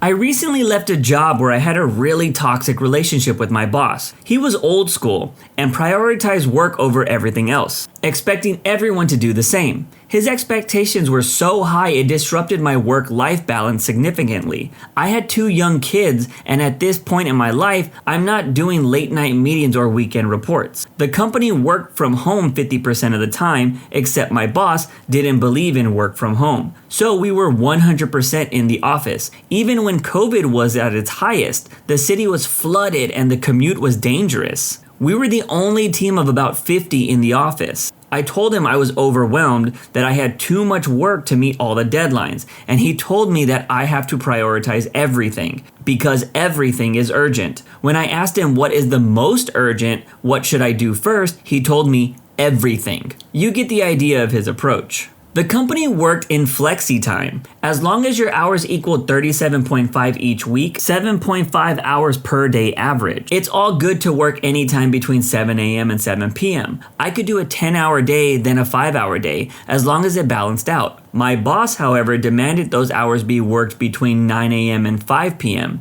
And if on any day I was to work 15 minutes over that 7.25 hours, then he wanted to be told what I was using that time for and to have his approval first. I used to start work at 7 a.m., hit the gym in the morning around 9:30 a.m. for 45 minutes. When I joined his team, he didn't like this. He set up a meeting with me every morning at 9:30 a.m., which mostly he didn't show up to, but certainly put an end to my morning sessions. I told him I found it detrimental to my mental health. He told me I needed to find another time. The reason I went in at this time is that I had 2 young kids and my wife worked shifts. My boss, meanwhile, had a fantastic work-life balance, would often start at 9:30 to 10 a.m. and finish early or randomly decide to go home from work. Cue malicious compliance. He asked me that I send him multiple emails throughout the day, every day, telling him what I'm working on and seeking his approval for stuff that has never been required to have approval before. I obliged.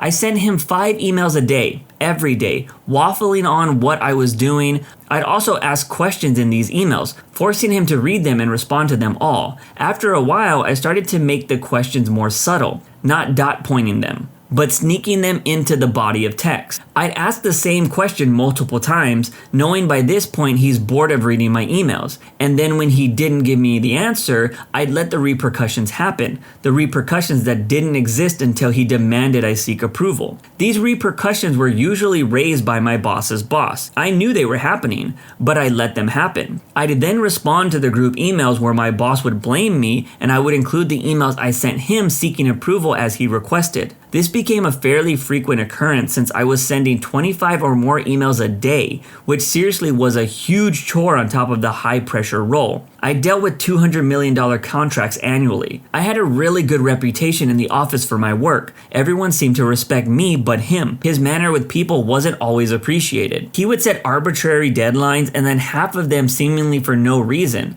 When I refused to enact those, I often had to hand those deadlines on. Citing the anti-bullying policy, he'd tell me to just get it done. I understand that I wasn't the best, most obedient employee, but he made me this way with his micromanagement. Eventually, I found a new role elsewhere. I demanded an exit interview where I explained how I don't believe he managed his team in accordance with company's intentions, how I'd expressed my concern for my mental health and he offered me no compromise, how he purposely booked meetings to disrupt my day, and how he demanded I email him over and over and seek approval for 15 minutes of flexibility on start and finish times. The lady from HR had recently encountered my boss, and it wasn't pleasant. He was abusive to her, and she already had him in her crosshairs. I recently met up with a colleague from that team. A week after I left, my now ex-boss was demoted, no longer manages anybody, and has a much stricter schedule for himself, now that he reports to someone. My old team is much happier now and way more productive. I'm thinking about applying for that now vacant role as his boss, but let me know.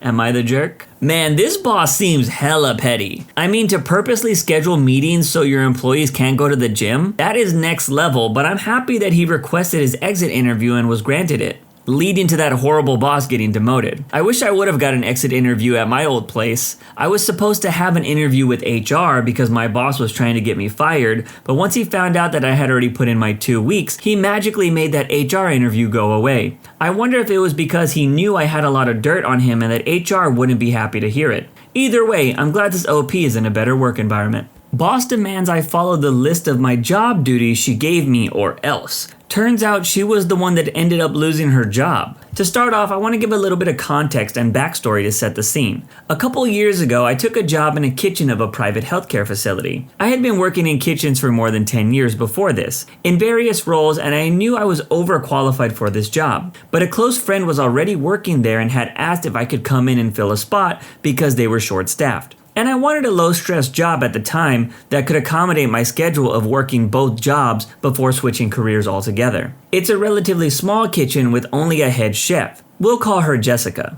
And at most, maybe 2 to 3 people on any shift. Head chef is a bit of an over-exaggeration as this lady sat in her office chair, dealt with paperwork, and occasionally walked around the kitchen to give us criticism on what we were working on. I had a lot of bosses throughout the years, and she was by far the worst. Aside from her though, the rest of my coworkers were great. We communicated and worked well as a team to get everything done, regardless of what specific task was assigned to anyone. I was hired on as she liked to call support. This basically meant I did a lot of the menial prep and restocking tasks that no one else wanted to do, which was fine because with my experience, knife work went faster for me than anything else. But because of that experience, I was relied on pretty heavily by the rest of the cooks to help them out with their tasks. I didn't mind this because, like I said, we all helped each other out to achieve a common goal, and everything got done by the end of the day. Everything was going great, and we were running smoothly for about 4 months after I started, and this is where we got into the beginning of my compliance issue. After 4 months, we lost a couple of team members and they ended up getting replaced with people that didn't really fit the chemistry of the team we had built. Overall, they were lazy, took constant breaks for 20 plus minutes at a time, and had to be babysat for the entire shift. If they weren't explicitly told to do something, they would just sit around waiting for directions. The rest of the remaining crew did their best work to work around this and train them so we could get back to the cohesive teamwork that we had gotten used to. But in the meantime, a few things had started to slide, and some tasks weren't getting done. Nothing major, it was stuff like not replacing the juice in the drink machine or refilling the stash of coffee by the coffee makers. Stuff like that. Well, Jessica had a real issue with this, but because she was never actually working with us to see where the problems were stemming from, she decided to start pointing fingers blindly and making changes. She called us in for a meeting where she had printed us all out lists to remind us what our job duties and responsibilities were. I read over mine carefully, and here's how the conversation went. Hey Jessica, let me stop you right there. This is not up for discussion. This is what you were hired to do, and this is what you will be doing. If all of your tasks aren't finished by the end of your shifts, you will be the one responsible. Jessica, this list doesn't even include... Again, this is not up for discussion. You have all been slacking, and you can all consider this your verbal warning. She turns to me directly. If the problem persists, we will have disciplinary action. I walk out of that meeting laughing my butt off. We typically worked 8 to 10 hour shifts, and the entirety of my list was completed within 2 hours or less. I talked to my friend, who was already having the same thoughts I was, and we both agreed just to write it out and enjoy the poop show. That list became my Bible. I had it on my person at all times, for every shift, just neatly folded in my back pocket. I showed up every single day with my earbuds and just got started on all the menial BS that was on my list. Cutting fruit, restacking snack counter, refilling coffee machines, and I made sure to set up my station as close as possible to Jessica's office. Every single day my coworkers would come back to me asking for help with whatever they were doing, and each time I very calmly reached back and pulled out my folded piece of paper that became my own personal Magna Carta and pretended to scorn over it as if it was my first time ever reading it, and I would reply with, "I'm sorry, coworker, I just don't see that anywhere on my list. I can't help you. You should ask Jessica." Loud enough for her to hear with me being so close. My coworker started to catch on, and they would come back to my station multiple times a day to put my little song and dance routine, each time pulling out my little piece of paper and adhering word for word what was printed on there because that was law. After a few weeks of this, the tensions had really started to build between me and Jessica, as the issues we were facing before the meeting only continued to get worse. But what could she do? She had made her decision, and she would sooner drop dead than admit that she was wrong. Eventually, after enough complaints from our clients and other staff members, she was let go. It's a bit anticlimactic, but I left not long after that. I told everyone with her gone, work is just too boring. I didn't have anyone to go to battle with. In reality, my second job had really started to pick up, and I was able to go full-time and switch careers. I've heard from friends that they actually promoted one of my old coworkers, and he's doing a great job in that position, and everything is running smoothly. My thoughts and prayers go out to anyone who decides to hire Jessica in the future, but let me know. Am I the jerk? This story was just another tale of bosses who let power get to their head and not listen to their team members. If you have listened to the Jerk channel long enough, you know I have done many similar things in the workplace like this OP did. But it's because if you don't want to collaborate on the job, then I'll just follow the rules to the pettiest of degrees. I will say it does suck when you have a good team and then someone gets replaced with a lazy teammate. I've worked with plenty of people that need to be babied on the job, and I much rather do the extra work than have them on the team. Like they say, if you can't handle the heat, get out of the kitchen. Teachers tell us that if there isn't enough space in the cafeteria, then we should sit on the floor. So we do exactly that. Back in 2009 in a German gymnasium, similar to high school, we had some group acts of malicious compliance. The background: during the last 2 years of our studies, you can choose a lot of your own courses according to your preference. While this is super nice for individual development, it means that you often have 1 or 2 lecture slots free and then again a few more lectures, etc. Basically, your timetable looks like Swiss cheese. To compensate, the students of grade 12 and 13 had their own room to chill in by tradition. We were at a rift of a shift from 9-year to 8-year curriculum, i.e. the younger students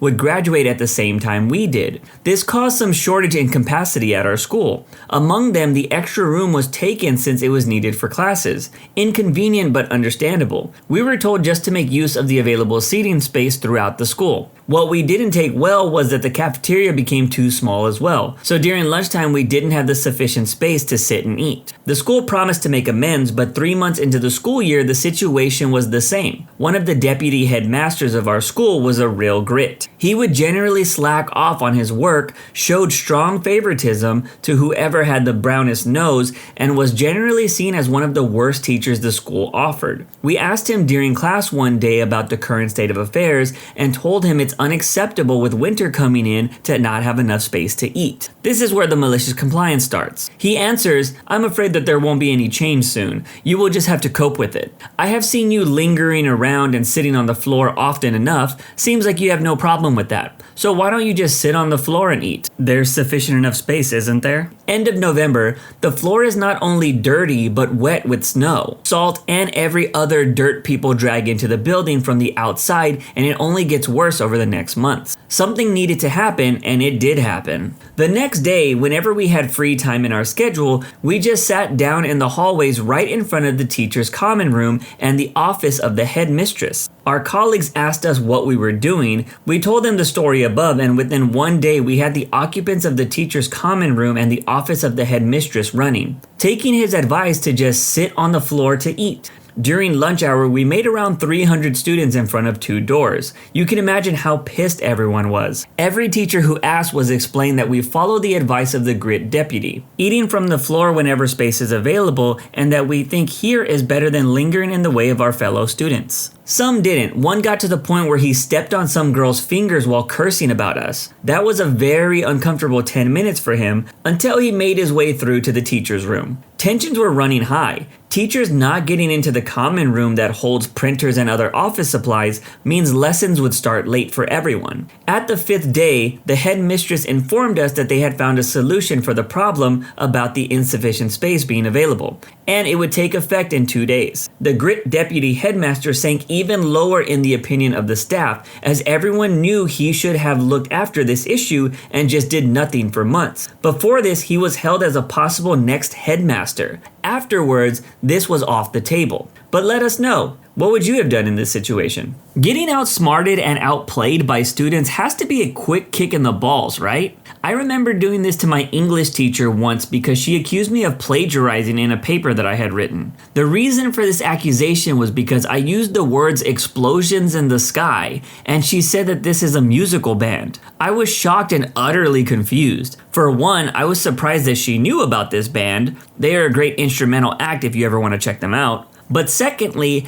I don't see how using those words related to me plagiarizing. So after this, I decided to maliciously comply with the next assignment, which just so happened to be about us needing to write a poem about something in our life. I decided to make my poem about the time my English teacher accused me of plagiarism for no damn reason because she thought I was stealing from a band. Crazy enough, I'm pretty sure I got a high B if not an A on that assignment, and she literally underlined the part of the poem where I called her out and had a note that just read, "Oh really?" And that was it. I think she may have gained some more respect for me that day and actually started to take me seriously. But she never apologized. My wife gets told by her manager that she better use Amazon for the next order because it's company policy.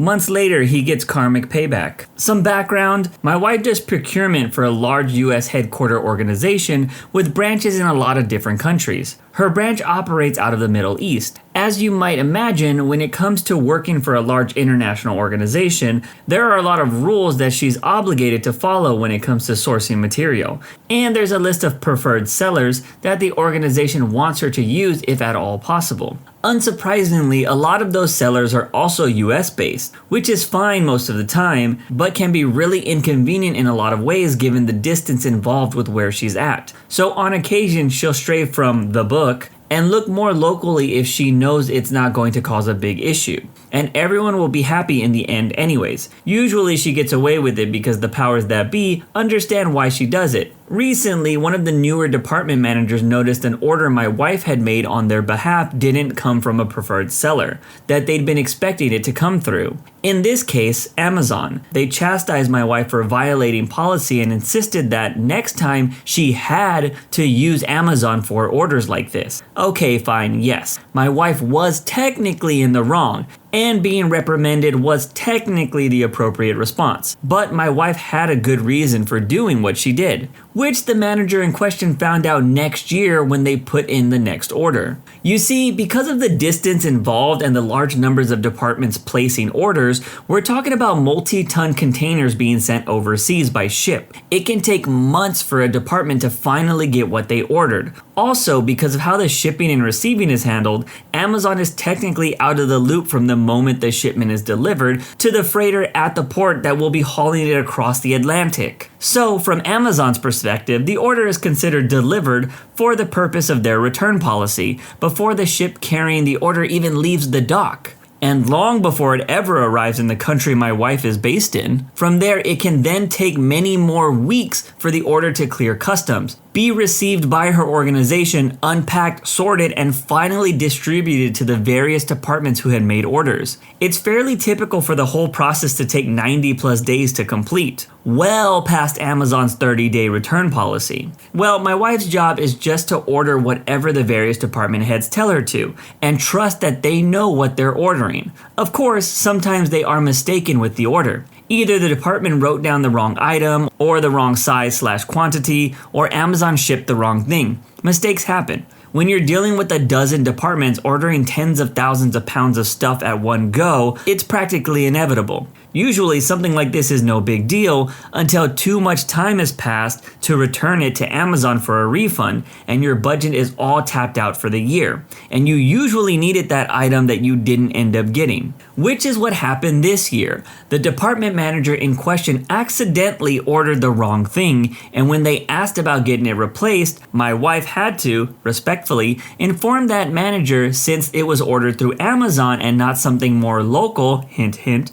it couldn't be returned for a refund and there was no more money in the department's budget for additional orders that year.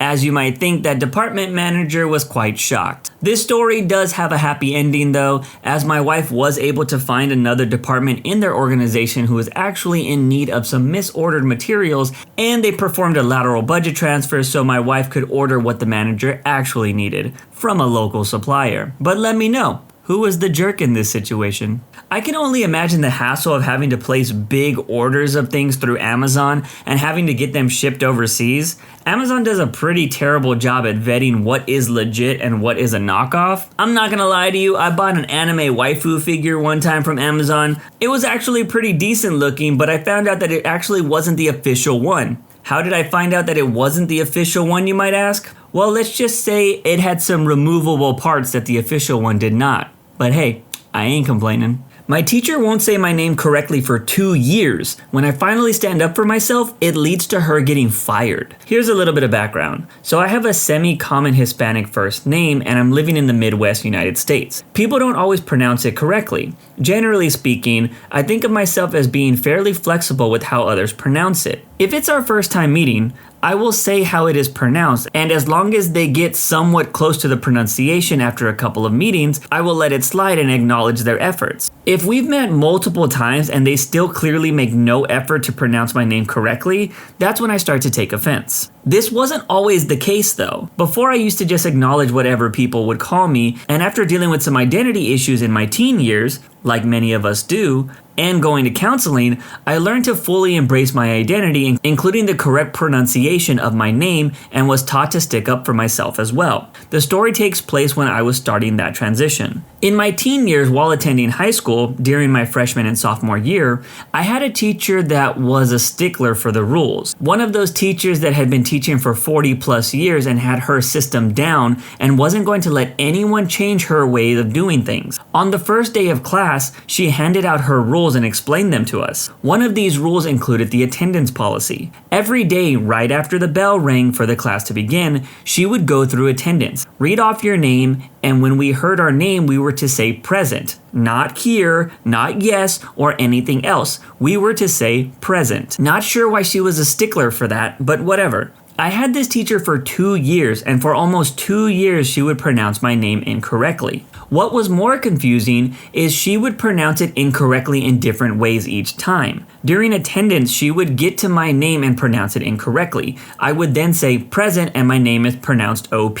She would then just go on to the next name, making no acknowledgement to what I just said. I would also like to add that our school was on the smaller side. with classes averaging around 80 to 90 students per grade, and most teachers only focused on 1 or 2 grades. So the average teacher would probably have to work with 100 to 150 students, and by my sophomore year, every other teacher has started pronouncing my name correctly or had already pronounced my name correctly from the beginning. It was during this time that I started developing the aforementioned identity issues and started going to counseling. The counselor pushed me to embrace who I was more and to stick up for myself as well. So that's exactly what I did. Cue malicious compliance. Close to the end of my second year with this teacher, I had had enough and also built up enough self-confidence to do something about it. The next day, she went through attendance and just completely butchered my name, so I said nothing. The teacher looked around the classroom to see me at my desk, mispronounces my name again, and I give her no response again. Teacher says my name louder this time. Have you forgotten the rules of my class? You are to respond with present when I call your name. Me nervously. Still wasn't all that great at sticking up for myself yet. Your rules say that we're supposed to say present after our name is being called. My name has not been called. Don't start to get smart with me, mispronounces my name again. That's not my name, it's... She cuts me off at this point. That's it, I'm not putting up with this. Go to the office. Almost in tears, I head to the office, unsure of what I had done or in what kind of trouble I would be in. But here's the kicker. In between my freshman and sophomore year, we had got a new vice principal. This new VP was Hispanic as well and was fully aware of the counseling I was taking. I later found out that she was very active in the community and was one of the city leaders in pushing for Hispanic rights and achievements and advancements. So I walk into the office and she is the first one to greet me. I tell her what had happened and see her face slowly turn red with anger. She then attempts to regain her control and tells me to go to her office and work on homework until the next class period. That she will talk to the teacher and to not have to worry about her. The next day I walk into class again, unsure of what to expect. The teacher simply begins her class without calling attendance and makes no acknowledgement of me. This continues for a week until we are informed that the teacher and the school board have agreed that she will be taking an early retirement before the end of the school year and that we will finish off the class with a substitute teacher for the remainder of the year. There was a little over a month left in the year, so it ended up just being movies before a watered down final exam on the last week. Of course, the rumors through the school were that she was forced out and did not receive her full retirement, but I cannot confirm if any of those are true. I never saw her again and went through the rest of my high school career slowly growing my confidence. But let me know. Am I the jerk? Man, this is one of those stories where I wish I actually knew the details of the aftermath. Like, was this a race thing? Because I found it pretty crazy that the teacher would willingly accept losing their job over incorrectly saying a student's name. You would need to have some serious issues with that student to accept early retirement. I know the OP said she was a stubborn person and had to do things her way, but I just can't see any respectable reason for her not to just say the student's name correctly. But who knows, people are pretty stubborn nowadays. My cousin has 9 lives. He used one when he didn't show up to work today. So this story might be a first on the Jerk channel because it's actually a personal story of mine. And I want to find out if you guys and gals think I'm the jerk at the end of it. Also, don't forget that you can submit your own stories via the link in the description. So this story involves me and my cousin. We will call him Bill for this story. Bill is about 7 years younger than I am and we both have lived very different lives. I come from a middle-class family that struggled at times during my childhood, whereas my cousin grew up in a slightly better situation where his parents both made pretty decent money. Bill has probably traveled more places in the world before he was out of high school than I have in my entire life. Bill also usually got everything he wanted growing up, so he never really had to deal with a lot of pushback. But don't get me wrong, just because we grew up differently doesn't mean that I have any ill will towards my cousin. His family is pretty awesome and they have been there for us when we needed them. But I just need to set the stage for what happened later in this story. You see, not only has my cousin Bill been able to experience a lot in life, he's actually pretty lucky to be alive. Have you ever met someone and thought, man, that person right there has 9 lives because they're always getting into some kind of mess? Well, that's my cousin Bill to the T. When we were really young, I remember him driving his battery-powered 4-wheeler, you know, those plastic-looking ones that you can buy at Walmart, although this one was a little bit more high-end. He drove that thing near a ditch and ended up sliding down the ditch with the 4-wheeler rolling on top of him. When I ran over to check on him, he managed to squeeze out from under the 4-wheeler and be like, "I'm okay." Really? Another time, he got his face smashed in when he was holding onto a dog leash and the dog started running full speed for some reason. I think it stepped on a bee. Well, his face ran straight into the corner of a picnic table and basically destroyed the bones around his eyes, which left him with a pretty gnarly scar. But nothing beats the time he legit almost died because he somehow got his head run over by a car. I remember having to leave work because my cousin was being airlifted to the hospital and we had no idea what was going to happen. So safe to say, the dude is very lucky to be alive today. With all of that out of the way, let's fast forward to me working at my old job. I've mentioned this a few times on the Jerk channel, but I used to work at an old automotive job where we worked around engines and stuff. This was more of a testing facility instead of a mechanic shop. While I worked at this job for many years, I was able to build up a reputation as being a hard worker and a leader on my shift. So much so that I was promoted to the lead operator position. Well, one day, much to my surprise, I walk into the office to see who our new employee for the shift is going to be, and it turns out to be my cousin Bill. I instantly thought, this is gonna suck. Because remember how I mentioned how Bill always kinda got his way? Well, that kinda molded his work ethic and he didn't do a lot of things that he didn't want to do. Not something you really want in a new employee. What was worse is this particular workplace had a lot of people that judged you off your recommendations for new hires. If you recommended a new guy and he was awful, it made you look really bad. The thing that sucked here was I didn't recommend my cousin for this job, but that wasn't going to stop people from thinking that I did. So now the pressure was on me to make sure my cousin became a star player on this shift. I told him straight up that I wasn't going to cover for his mistakes and I wasn't going to baby him through the process of this training, so he better pay attention. As this training went on, I caught him a few times on his phone or not being in his area where he was supposed to be. These were little things that were annoying but easily fixed. But then there were the mistakes that started to become bigger issues. Stuff that messed up samples or might ruin tests that we were running. By the way, a lot of these tests that we ran cost anywhere from $10,000 to $250,000. And they were tests that we couldn't easily restart because many required thousands of hours of running engines. Oh, and I can't forget to mention that the one time during our shift in my cousin's area, one of his engines caught fire, sending the sprinkler system off in the actual area, which didn't end up turning off once we shut the engine down, causing damage to the systems that ran the engines themselves. Now, to this day, I still don't know if this was some freak accident that just happened on the job. It's totally possible. Or if it was because my cousin wasn't paying attention to his area and he let something linger that turned into a fire. Either way, people on my shift was like, bro, get your boy. It sucked. So as you might assume, once those mistakes started happening, the birds on my shift started chirping. Yo, what's wrong with your cousin, OP? Dang, OP, remind me to never take any of your recommendations again. So now his bad performance was starting to make me look bad at work. But even with all of that, I told my cousin the one thing he better never do was show up to work late or do a no-call, no-show. Fast forward a few months later, it was New Year's Day, so all of management is off for the holiday and I am basically in charge of the whole shift for the day. I get to work early, I check out our engine count and assign who has what for the day. As it gets closer to the start of the shift, I notice my cousin Bill has yet to arrive. I figure maybe he's running a little late because it's raining all day and people in this city tend to drive like they've never seen rain before. 10 minutes past the start of the shift and he still hasn't arrived. So I send him a text and say, "Where are you?" After he is now 30 minutes late, I call him but no answer. So I leave him a voicemail along the lines of, "Where the hell are you? You are 30 minutes late for your shift and I told you this was the one thing you should never do. You better be here soon." By the way, I think my cousin was late maybe once or twice prior to this, so that's kind of why I was a little bit more annoyed. The reason why I was so annoyed at this point was because when one person doesn't show up to work, it usually means I need to pick up the slack or everyone else on the shift is getting more work for the day. The job is pretty easy when you have a good team of people,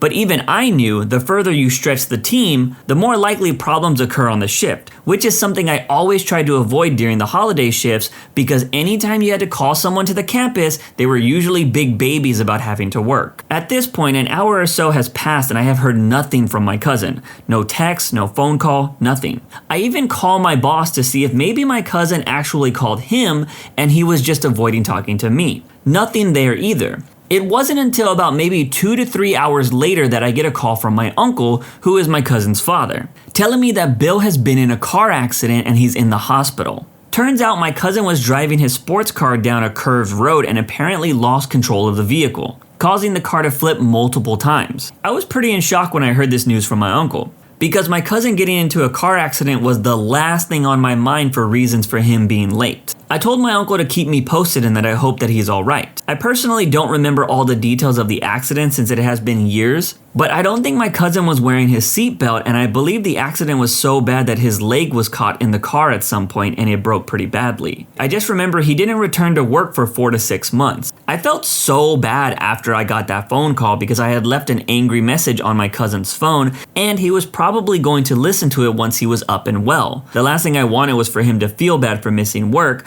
when he should be recovering from a bad accident. Anyways, that's the story about the one time my cousin didn't show up to work, and the reason why is because he almost died. So let me know. Am I the jerk in this situation? Customer tells me I need to make a large delivery by parking my truck on the neighborhood basketball court, but this almost leads to the customer and a random guy getting into a fist fight. This happened a couple of days ago, but I figured I'd share it. So for those who haven't seen my previous posts, I work as a boom truck delivery driver for a building supply company. For those not familiar with them, it's a large flatbed truck with a crane on it to unload materials. This customer had ordered a bunch of heavy decking material for a family member, so it was being delivered by my truck. When I arrived, the house is one of those units where 4 other houses are directly connected to each other. So the only way to the backyard was through the house. The customer thought I could get the materials over the roof into the backyard, but my boom doesn't have that kind of reach. So the only way was to take each material one at a time through the guy's house. The customer pointed that just behind the backyard of their fence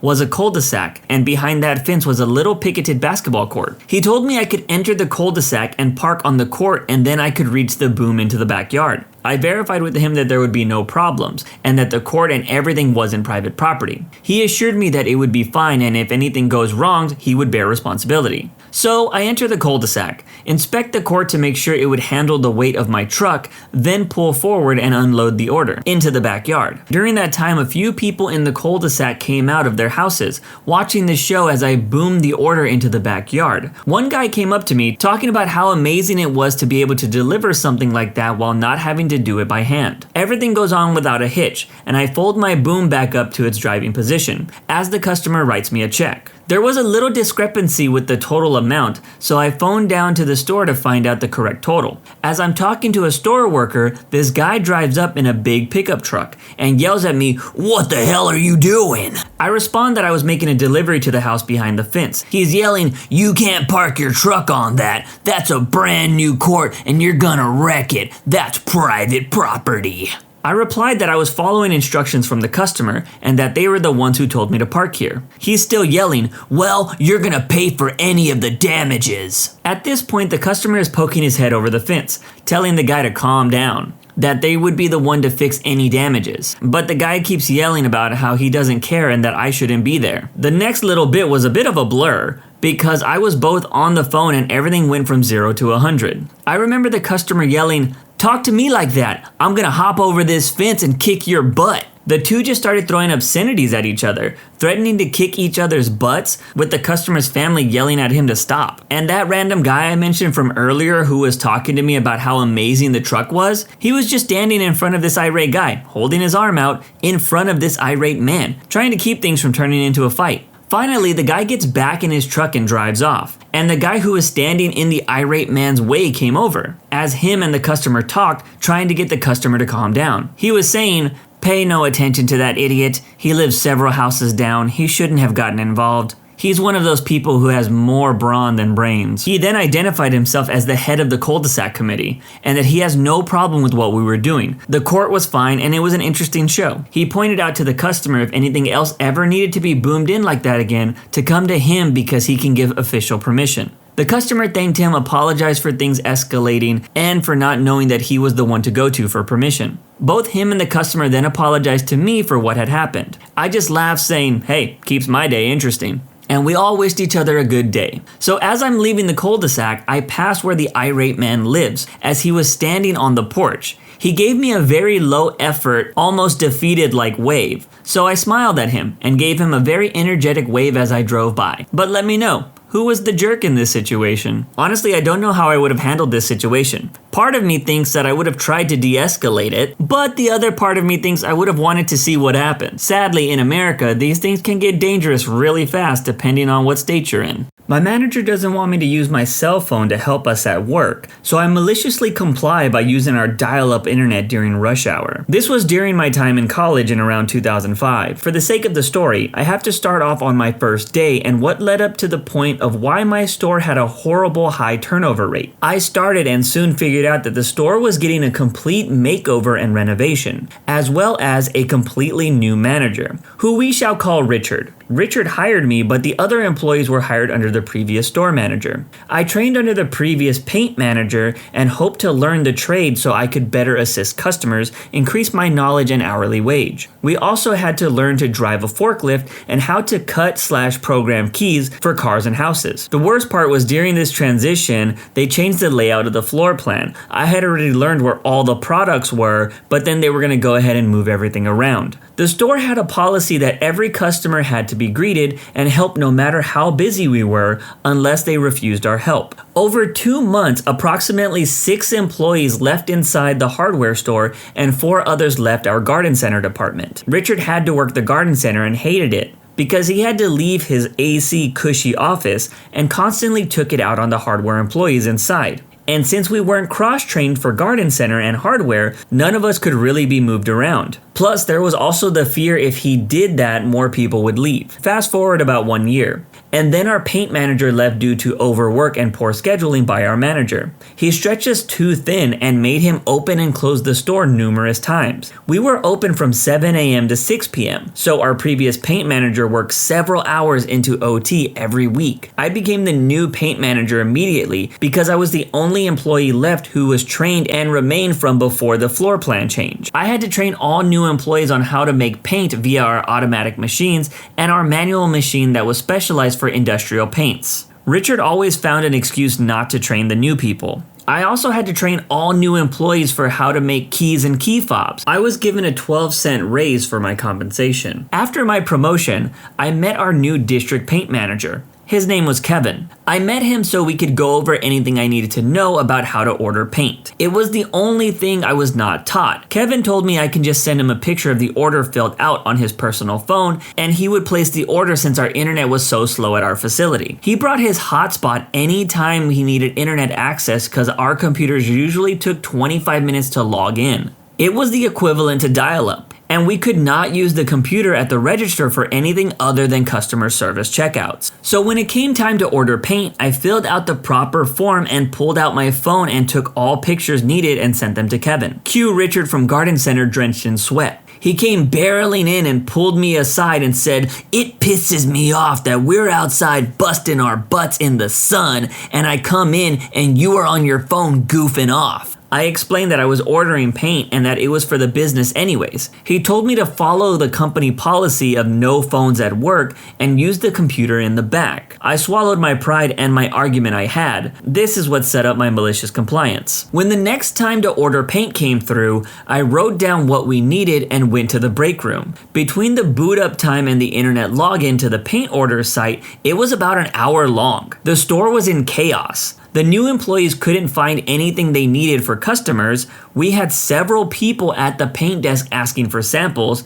This required manual mixing because our automatic machine could not process pint can sizes, and I hadn't trained anyone on that yet. Keys needed to be cut, and the line was almost out the door at the checkout line. Customers were walking out of the store and filing complaints. This was a self-owned store by an old family. We had several returning customers that knew the family and personally called the owners to complain. On top of the chaos, during the renovation, Richard decided to remove a cash register that was in Garden Center and made everyone check out inside. This made work that much busier on the hardware side. Richard couldn't help because he never took the time to listen to my training on the keys and paint. So he was absolutely useless to the new employees. I finally returned and he asked me, "Where the hell have you been?" I said, "In the back ordering paint." "You could have used your phone this one time. You didn't see how busy we were?" Yes, I saw how busy we were, but if I didn't get the paint order in by 10 a.m., we won't get it in time and we will be out of stock for a week.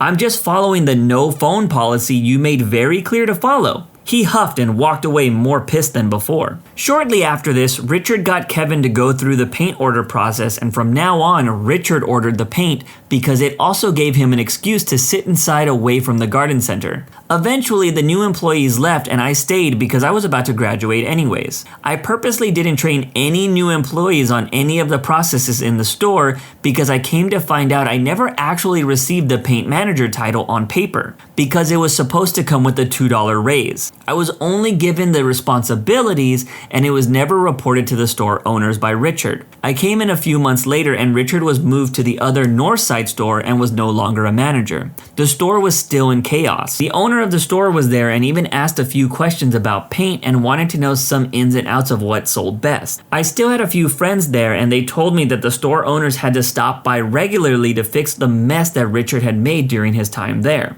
and that people were still complaining. But let me know, am I the jerk? Bruh. The same thing happened to me. Always ask upper management to make sure your title is correct and see if it comes with any type of raise. My supervisor one time gave me a promotion without me knowing to cover his butt because he was not keeping track of employees' qualifications, which were mandatory. I had the qualifications for this position, but it also came with a $2 raise that I was unaware of. After a few months, my supervisor got demoted, and I questioned why my paychecks listed me as a different position from my coworkers. I brought this up to HR and asked them if it came with the raise because I never received one if it did. They said that they would look into it. A week or so later, they brought me into the office and quietly gave me my raise that I was owed. They also told me not to mention this to anyone else on the floor. So it was pretty obvious that they messed up big time. But at the time, I didn't really care because, well, I got a $2 raise. When you subscribe, make sure to hit the bell to turn on notifications. To finish listening to all the stories, check out the playlist at the top of the description. And if you want some chill music to put on in the background, check out easymode.com. If you like Am I the Jerk, subscribe to Am I the Genius. Everything will be linked down below in the description.